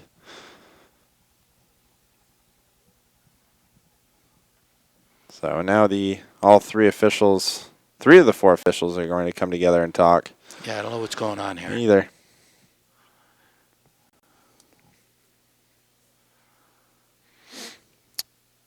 And I think there's a issue with the clock. I think the clock continues to run, and they are going to set it back an extra 35 seconds. Had the clock running after that hit on Olmsted. Third down and 20. Olmsted looking back to pass. Little shovel pass out wide to the right, and it's going to be tipped and incomplete. Looked like it might have been a backward pass there. They're going to call it incomplete instead. It's going to bring on the punting unit and Jordan Dawson, 4th down and 20. I didn't see that play going anywhere anyway. A quick little flare, but... No, maybe enough to get around to the original line of scrimmage. Dawson was out wide right. I don't think he knew it was Plymouth 4th down. Has got to be careful here. The center's not been getting the ball back.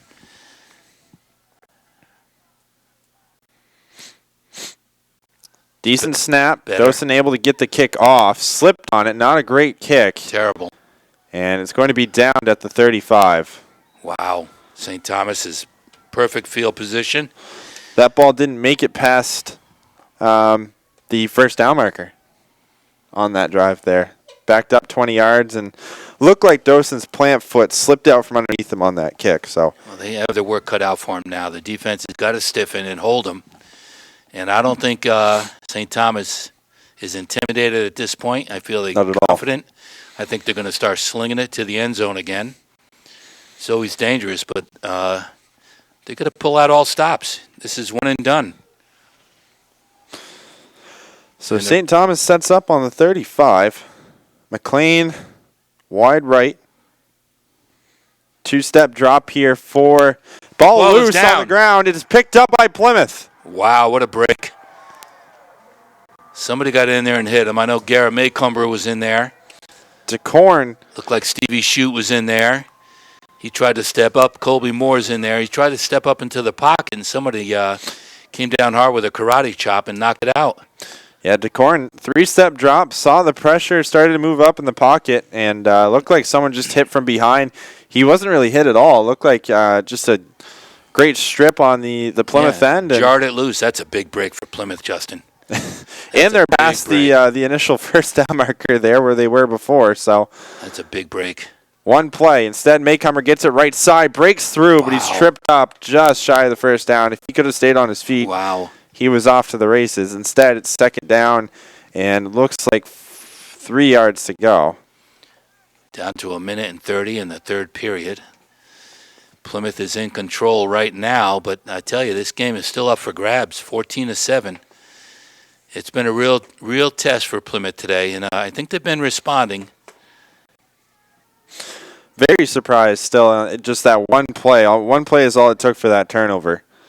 Instead, 2nd down and short, and it looks like There's enough there for the first down. Yep, he's got that first. No flag. Plymouth is going to move the chains. This is where, like you said earlier, old school Plymouth football. Eat the clock, eat up the yards, keep the ball away from the offense. Ben Olmsted coming in now. I stick with that running game. Yeah, I think at this point, Maycumber, I don't think, has had to take more than 15 or 20 carries This a year. game this year, No, whereas no. he was hitting that in the first half of just about every game last year. Quick handoff through the middle. Looked like Farina picked up a couple. No, it's Owen Brickley. He was hit right at the line. Or Colby Moore, number 19, coming out. He's another one. Hits the hole real quick. Big, strong kid. Second down, 7 yards to go now. Looks like Plymouth is going to get one more playoff, maybe two, as we're inside 30 seconds of this third quarter.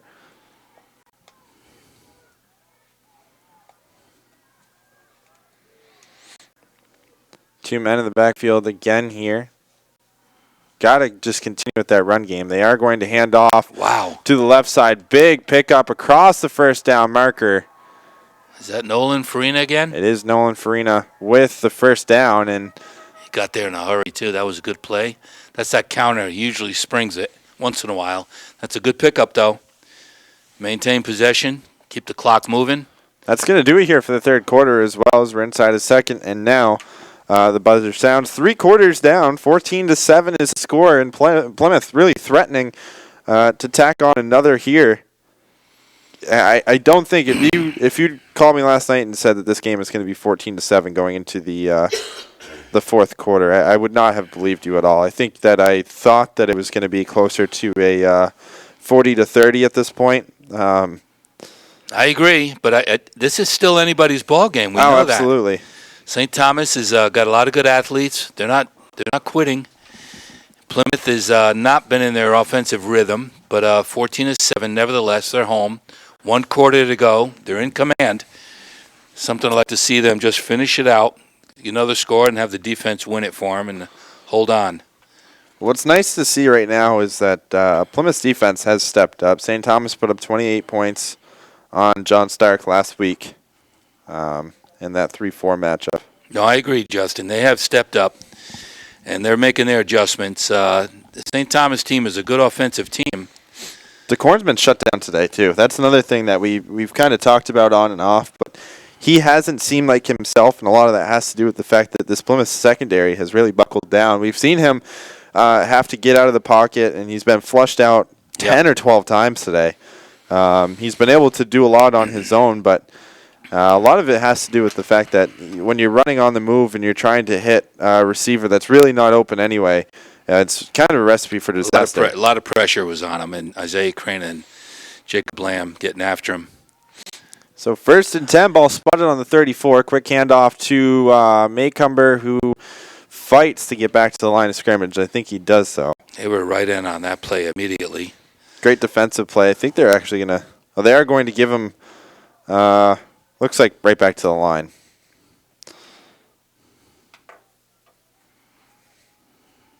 Second down and 10 yards to go. Is this 4-down territory? That's the next question here. They can pick up 6 yards. Absolutely. I would stick with it. No, I have to keep the offense out there. Quick pitch over to Farina. Farina across the looking to turn the corner. 30, and he's going to be buried close to the 28-yard line. That looks like that's where they're going to spot him. So another 3rd down and short for Plymouth coming up. They're going to spot the ball at the 27. 3rd down and 3. Yeah, this is 2-down territory, obviously. And you check the predictions from the Union leader the other day was 37-13, something like that, picking Plymouth. And I think everybody was thinking along those lines. Yeah. First time that Plymouth hasn't hit 40 yet. Wow. And Farina takes that ball across the 20, stiff arms, 15, and down to the 10. What a great run by Nolan Farina, breaking through the line, shedding a few tacklers. Olmsted wants the hurry-up offense right now. Coach Sanborn just wants to get that other score up inside the red zone. first and goal right at the 10-yard line. Oh, they never moved the chains. And they're going to have to... They called a timeout? How come they didn't move the chains on that? First and goal, I think, would be the only reason why, but... Right, they're just inside. Good point. Regardless, Plymouth looked like they really wanted to get something going, and instead they had to call a timeout. As you said, the Chains were back at the 20. Yeah, they were last to think there was a first down, apparently. But Nolan Farina broke through that line. The line just opens up a crack, just enough, and he gets through there fighting off tacklers. No, it was a great run there by Farina, as you said. And if you're St. Thomas right now, you got to buckle down. Inside the red zone, Plymouth has and typically does take care of business inside the 10. But all goes back just 3 minutes ago. St. Thomas was on the Plymouth 35 and threatening to tie this game up. One play later has resulted in Plymouth offense getting down inside the red zone and keeping this defense out on the field. No, the St. Thomas defense has them in the game. It's not their offense. And that was too bad. Hand off to Maycumber inside the 5, taken down right around the 2-yard line. Again, quick hitter, the hole's open, and Maycumber tiptoes through there. Going to take more than one guy to get him down, and they're looking at the hurry-up offense again. St. Thomas trying to shuffle in some players, and they're offsides. They got too many men on the field. Too many men, but unfortunately Maycumber was all alone. He would have waltzed into the end zone.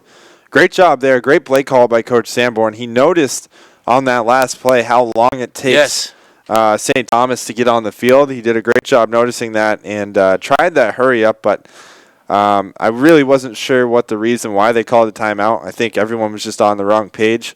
And that timeout, I think, from Coach Sanborn was saying, hey, listen, we're going to try and run that hurry up as much as we can. This defense is tired.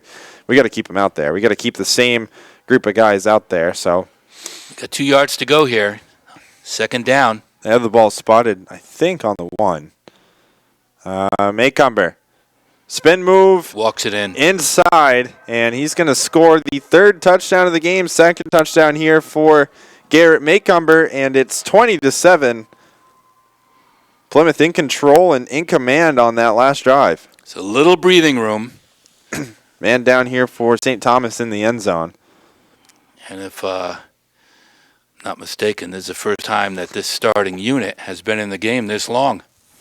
Yes. So they're having their lungs tested. Yeah, very rarely have we seen guys like, or we've called names like Garrett Maycumber or Nolan Farina, or even to that extent Ben Olmstead in the 4th quarter. But they're up for the task, and they're starting to feel a little better now. 20-7. I think they're going to go for a kick. We got a man down though. He looked like he twisted his knee when he was a kid that tried to get Garrett. Garrett twisted and just walked into the end zone. He went down and stayed down. So he's going to walk off on his own. That's good. Trying to make out the... Can't see the number from here.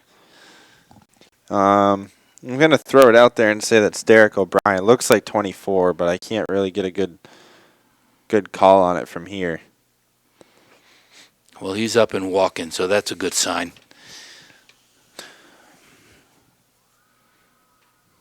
Nonetheless, 22-7. If that's O'Brien, that's a big chunk of both their offense and their defense walking off the field, and probably questionable to return at this point. But see if the trainer could do anything for him over there. Yep. See if we can make out who that is, too. We'll keep an eye over there. Ball is down. Carey's kick is straight through the uprights. He's pretty loyal when it comes to that extra point. I don't think I've seen him miss more than one this year. I remember seeing him miss one against Laconia, and that was really it. And he missed a field goal. I think he tried one just Last wide, week. had the distance. No, he's done a good job this year. So St. Thomas is backs against the wall now. They're challenged. They have to get them 2 scores in 10 minutes. 2 scores in 10 minutes. And I tell you, this kid throws the ball well enough. He's capable of doing it. question is, can you hold the Plymouth offense down once they get the ball back? Well, in that, the thing is that Sean DeCorn has really just been pressured so much today that he does throw the ball well. You're right, but when you have guys like Colby Moore and Isaiah Crane consistently breaking through the line and making an impact on top of that defensive line for Plymouth, it makes things a lot harder than they should be to really do anything. Short kick, muffed right at the 30. Kicks it out of 20. bounds. That's too bad. No return. Now, yeah, and so no return at all. There's no flag on the field there. Great job by Danny Carey. I don't think he was looking to keep that ball that low to the ground, but St. Thomas is going to set up on their own 19.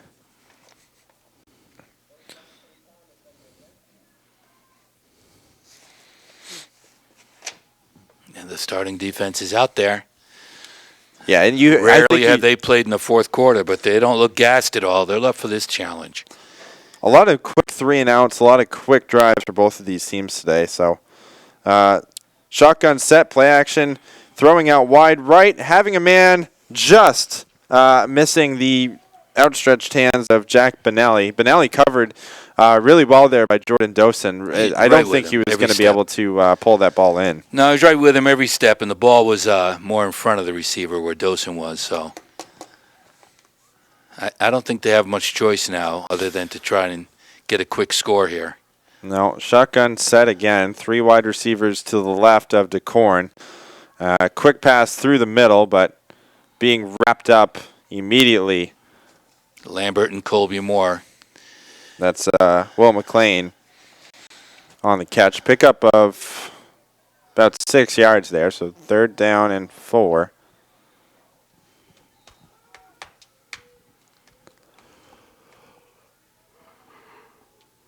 Shotgun, 3 men to the left. Quick pass out to McLean. And McLean's still on his feet. He's going to pick up the 1st down. He's going to be pulled down just past the 30. All right, St. Thomas moving the chains. They got their offense on the move. He's going to sit back there and pitch, I think. I think at this point that's the right thing to do, too, because if it's an incomplete pass, at least it stops the clock, whereas if Bouchard picks up 2 or 3 yards, they pick up 2 or 3 yards and they're that much closer. But one missed tackle and the kid could be gone. There's a nice play right there. Quick pitch. DeCorn out wide to McLean. Ball is on the ground. Plymouth's on top of it, but they're going to say that he was down. He was down. McLean was down well before.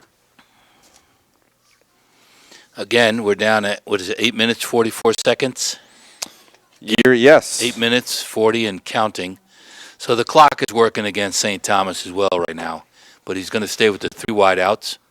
Quick throw over to the right. Has a man open, has the 1st down, and Jack Benelli is going to be wrapped up just right at midfield. Looks like they're going to spot it right on the 50.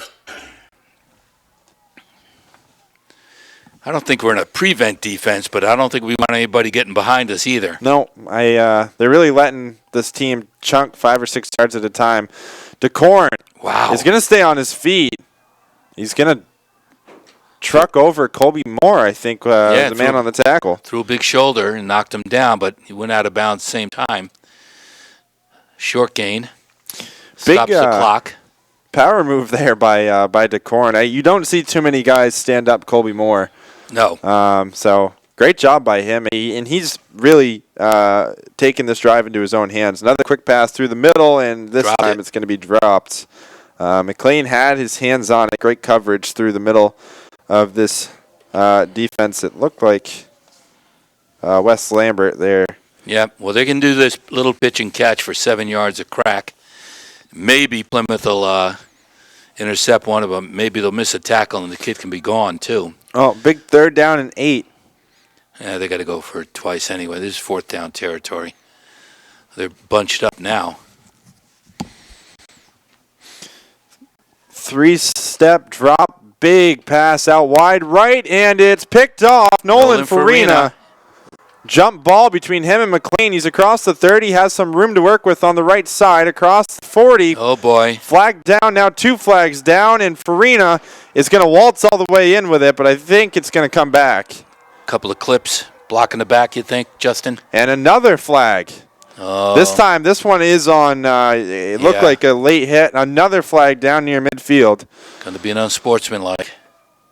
Owen Brickley was cleaned out from behind at the end of that play by Nicholas Tassadi. That's too bad.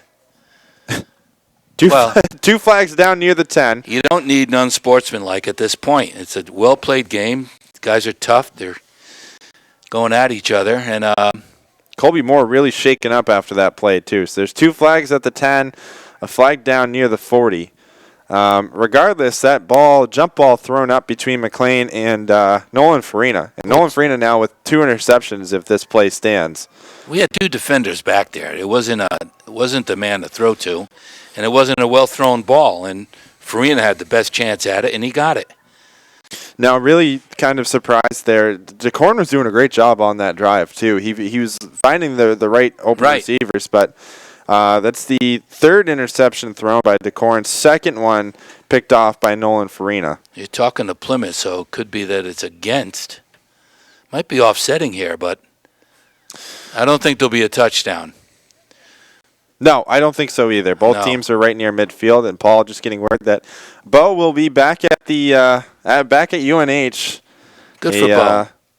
Big time win against Hanover there, so it will be the 8 seed and the winner of St. Thomas and Plymouth. Plymouth marching all the way back down near the 20 now. I'm very confused. I think everybody's confused on what's going on here. I think are we going to maintain possession? That's the question that I don't think is yet to be answered. Looks like Plymouth's defense is still out on the field. I don't see Olmsted anywhere. I see Olmsted on the sideline. Oh, my goodness. What are they doing? They're going to march this off against Plymouth on an interception? Looks like Olmsted's going to make his way out on the field. So I think Plymouth is going to take over on the 40. I think there's offsetting penalties back down inside the 10. But there was a flag thrown on the 40, and I would have to assume it was an illegal block in the back on that return by Farina. Yeah. So if we're going to spot it at the 40, that makes sense. Here we go. And now we're going to march even farther back. It looks like it's going to be on the 25, which I, at this point, have no idea. So if it's... Wow. It's at the 24. Any guesses, Paul? Because I am about as stumped as it gets. Well, he's going back now. I love this. The chains are about as confused as they can be. They're all tangled up on that far sideline. They just walk 15 yards down. They got to walk 15 yards back. No one knows what's going on. They're going to spot the ball at the 39 now. And we're going to have some more... discussion. Yeah, still got flags on the field. The Plymouth offense just broke out of their huddle, and they're ready to rumble here. I'm not sure if that's a flag. Looks like a box. So we do have the signal. It's Plymouth's ball. Oh, there's a flag. We're right. They're picking that up, and it's going to be first on our own 39 after the interception. And now we're going to have some more time for a new ball. Olmsted should have been warming up on the sidelines here because I'm just cold. I'm cold just watching these guys walk back and forth 15 yards between the 40 and the 25. I don't think he has to pass. I don't think you have to throw another pass. You run the ball here. 1st and 10, finally underway at the 39, and Maycumber is going to rumble about 6 yards up. He's near midfield. 7 minutes and 30 seconds. Let the clock run. Plymouth should maintain possession and just walk it down the field. Whether they score or not is irrelevant. Looks like an 8-yard pickup here from, or 7-yard pickup from Garrett Maycumber. So it's going to bring up 2nd down, 3 yards to go.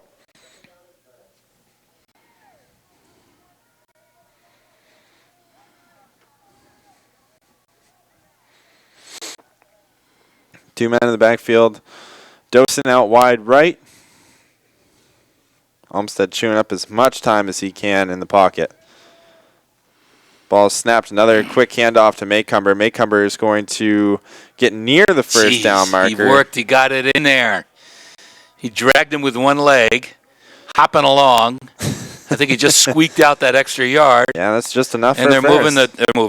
They're moving the chains. That's great. So at this point, we're now under 7 minutes. Looks like 6:30 left. This is back to old school Plymouth football. Grind it out with a running game and take up the clock and don't let your defense have to worry about it. Looks like an all-out blitz coming on here from St. Thomas. Everybody on the line. They should know we're not going to pass. Quick handoff to Maycomber. Maycomber somehow picking up 10 yards on that carry. It looked like he was going to be wrapped up for maybe a gain of 3. 5 guys on his back or whatever and just drags him along. 20 yards here for Maycomber. They might be trying to strip the ball. I don't know that Maycomber's lost possession of the ball all this year at all, but if I'm St. Thomas, I'm going to try and strip it, see if I can get it back.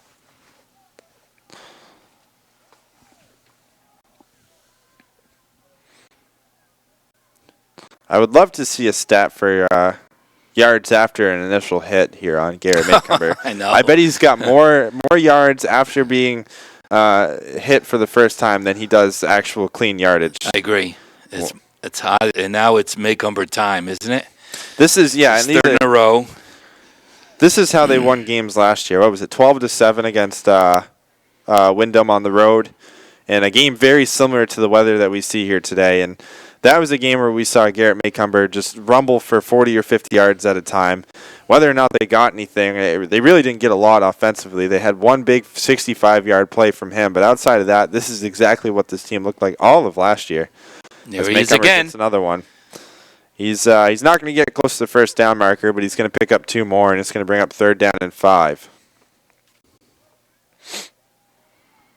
And these are the carries, like we said, that we saw last year. This was Plymouth's offense. We're just under 5 minutes, so everything's working the way it's supposed to. They're maintaining control, running the ball. Ben's coming in with a play now.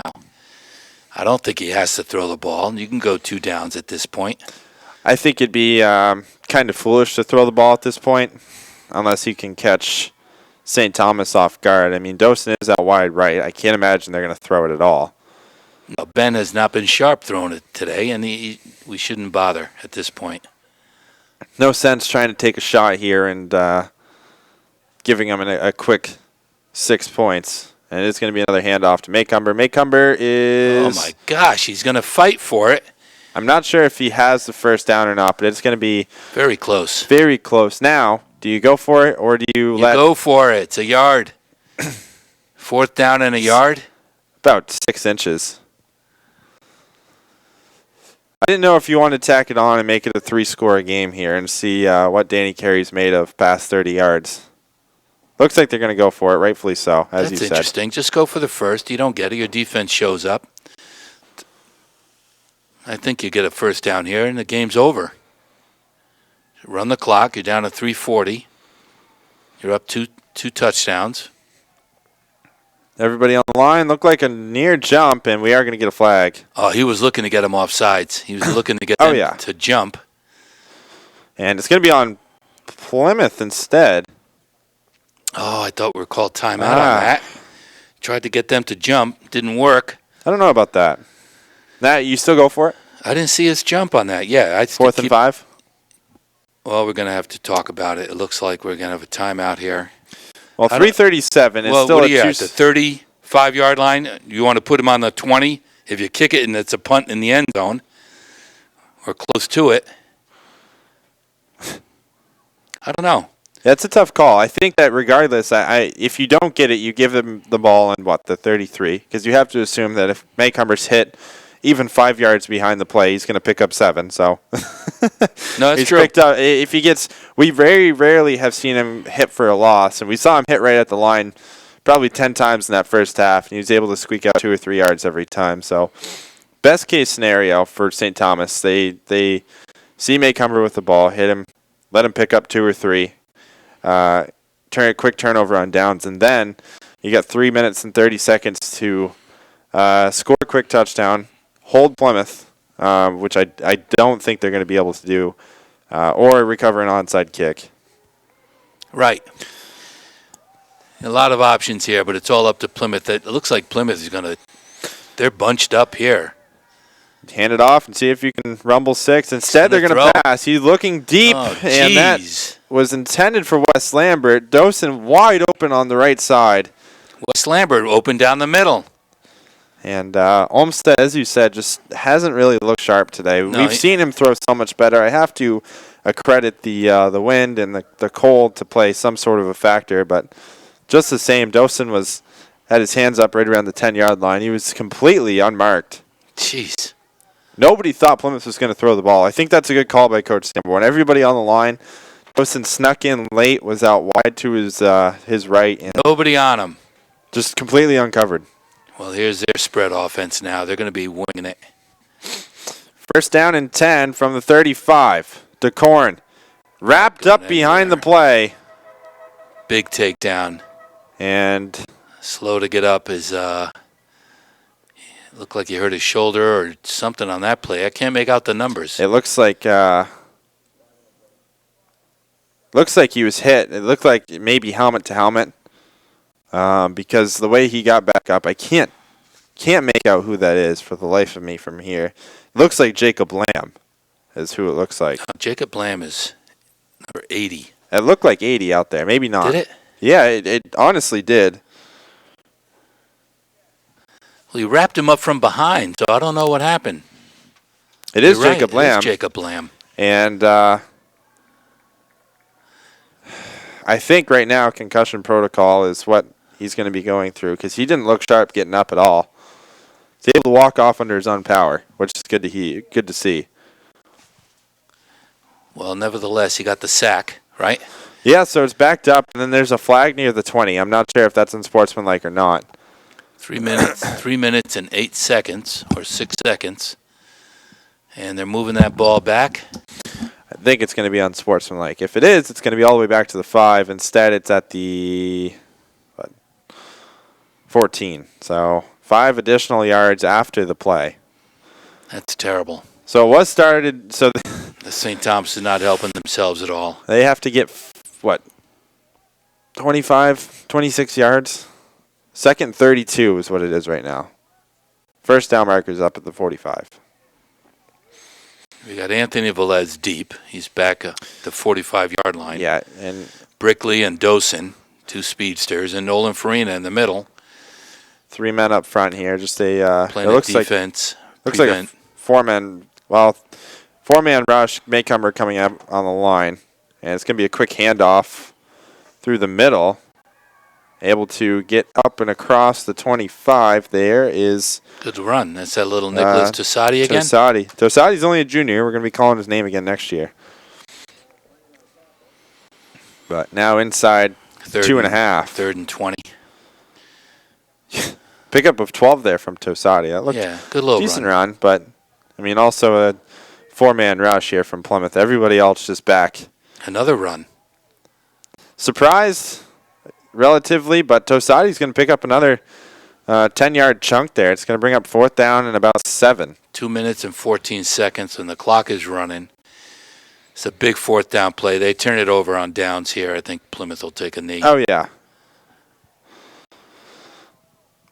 Potential last offensive play of the year here for St. Thomas. They need a first down.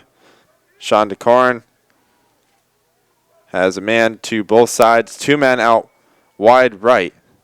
He is gonna fling it. 2-step drop, and McLean's going to lose it in the sun. Yes, he did lose it in the sun. Defensive backs were shielding their eyes over there. That was not a well-executed play anyway. And Plymouth takes over. With this is a 1 minute, 46 seconds left in this game that's going to get them to the championship. This is a very young St. Thomas team as well. I'm not sure how much they lost last year, but the big names that we've really called out, Sean DeCorn's only a junior. Will McLean's only a sophomore, and he's been their go-to guy. Tosati's a junior. He's a junior. Hard runner, runs well. Nick Bouchard, Tim Bouchard is a senior, so they will be hurting without him. He did really was the workhorse in that first half, especially. That big receiver, number 17, is only a sophomore. Maycumber's going to stumble, and he fell. No one touched him. I think that's the first time Maycumber's gotten back to the line. And they didn't lose yards. Timeout. St. Thomas is hopefully instructing each other to finish this game with your heads up high, show some class, nothing silly. They showed up, long bus ride, and they played hard, kept Plymouth out of the end zone. No one's done that all year. So they give themselves some credit. Like you said, these kids are coming back. They've got a lot of young kids out there who played well today. And so we'll hear from them again next year, that's for sure. Absolutely.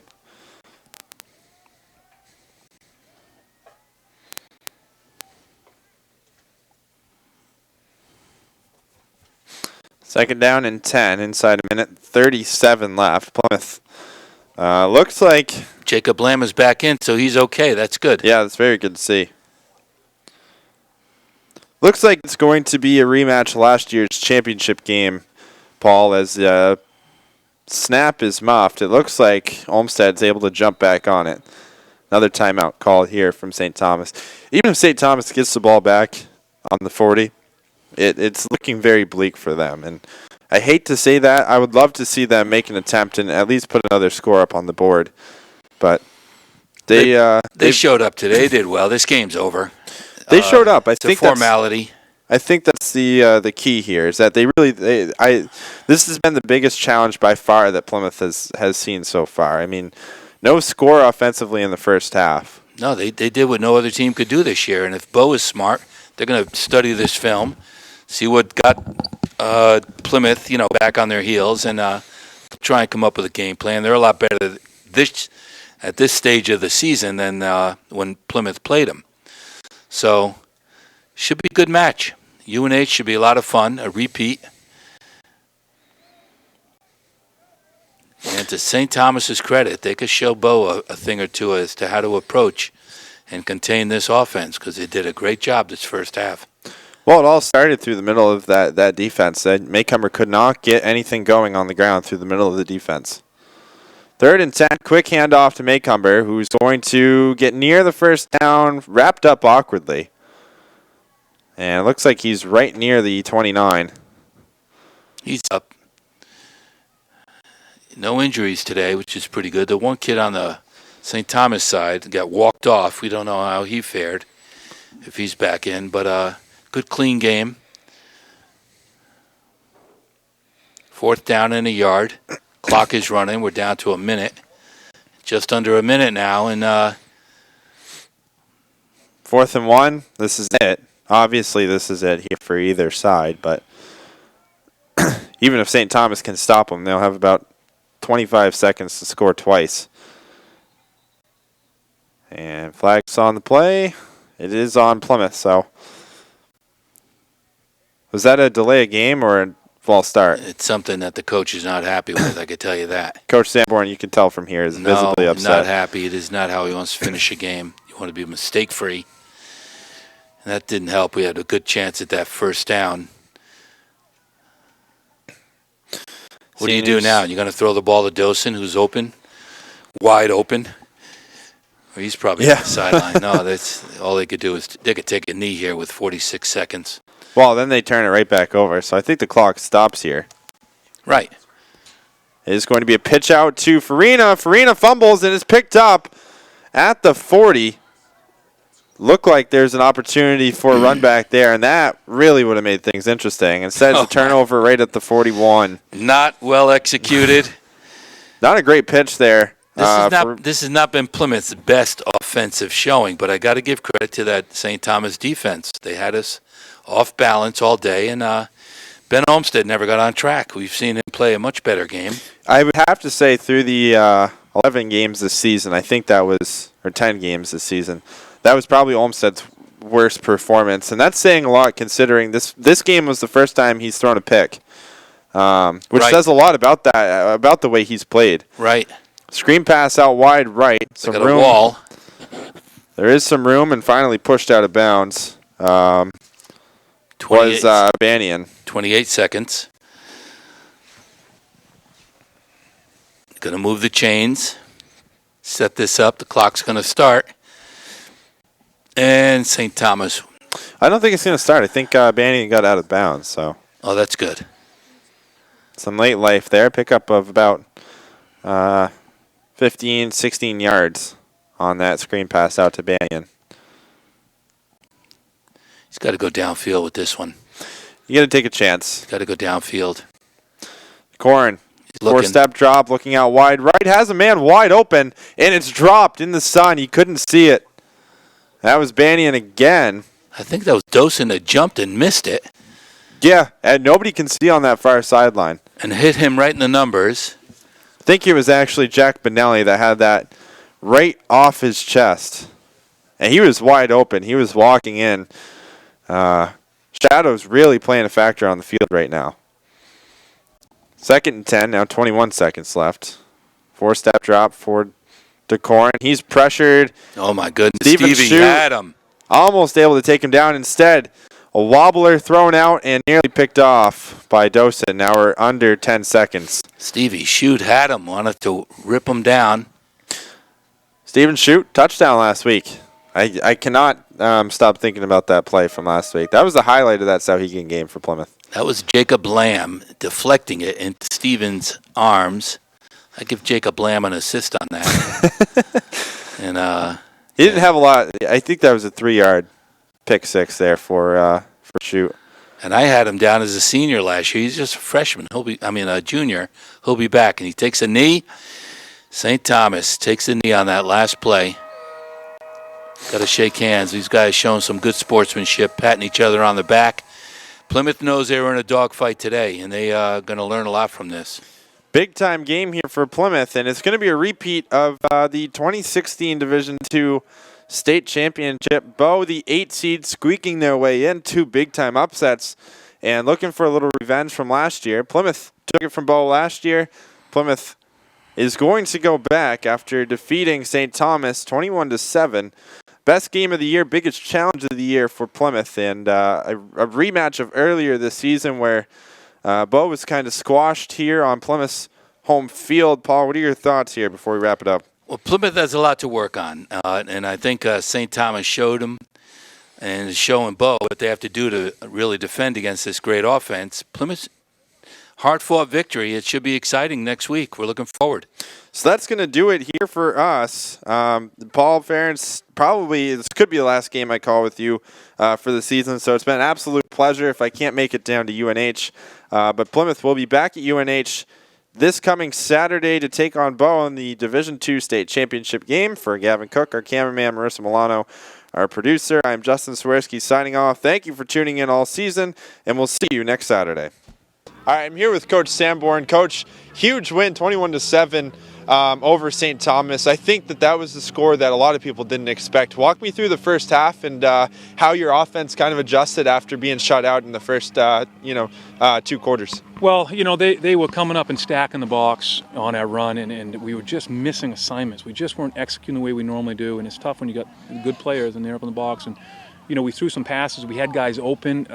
We just couldn't hit them. Just passing game was really, really struggled today. It's cold. The ball was slipping out of Ben's hands, and we put Brickley in for a little bit there. He did throw the pass. Finkel caught it on the one and then fumbled it.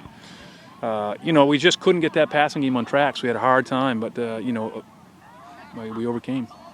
Yeah, Coach, we talked about how well that your captains have played. I mean, you can't say enough about guys like Nolan Farina, but we didn't say a lot about him offensively in the first half. Instead, he had 2 interceptions. He put you guys on the board to start the game. What can you say about his play defensively and how the rest of the team stepped up in the second half? Well, he played well today defensively. That pick 6 was huge, and I'll give a lot of credit on that play to our scout team kids, Joe Collette and those kids, and Ryan Sharp and Migdonelli and those seniors. That scout team, prepped them. They came out in the dark. They came out in the cold and the wind, and they hammered those plays at us, and we were ready for it. And those kids don't get in the game. They're great kids, and they didn't get in today, but all week they're getting us ready. And we got to win as a team. You win as a team, you lose as a team, and we always talk about how important those kids are, and they did a great job. And obviously, Farina read that play, seen it, and jumped it, and took it in. Absolutely. Coach, last question, a rematch of last year. You guys saw Bow, earlier on this season. It wasn't too much of a game. We saw them play well late in that game, back over a month ago, but they beat Hanover earlier. You guys are going to see them next Saturday at UNH. What are your expectations for that game? think it'll be a lot like last year, I really do. You know, we beat them big last year, and then all of a sudden we go to the championship, and they just got better and better. And, you know, this year we played them, and everything just went our way, you know. Unlike today, you know, nothing went our way, you know. So that day, everything just went our way, and that doesn't happen every day. So it's tough, you know. I think they're getting better every week. We've watched them play, and we had a feeling after we played them the first time that we might see them again. I didn't know championship or whatever, but I just thought we might see them again. You know, they're a good team. Those kids that were there last year, they've been through that. They've been in the championship. They know what it takes. And, you know, they went down. They stunned Wyndham. They beat undefeated Hanover today. You know, they're on a roll. And you get a team like that on a roll with confidence, it can be tough. We got to fix the mistakes we made today. You know, that's what we really need to do. Well, Coach, as always, it's been fun. It's been a great season here at home, but you guys are going to be in UNH. Number 8 seed Bow, number 2 seed Plymouth, rematch of last year's Division II state championship. Make sure to follow PBTV for all the coverage.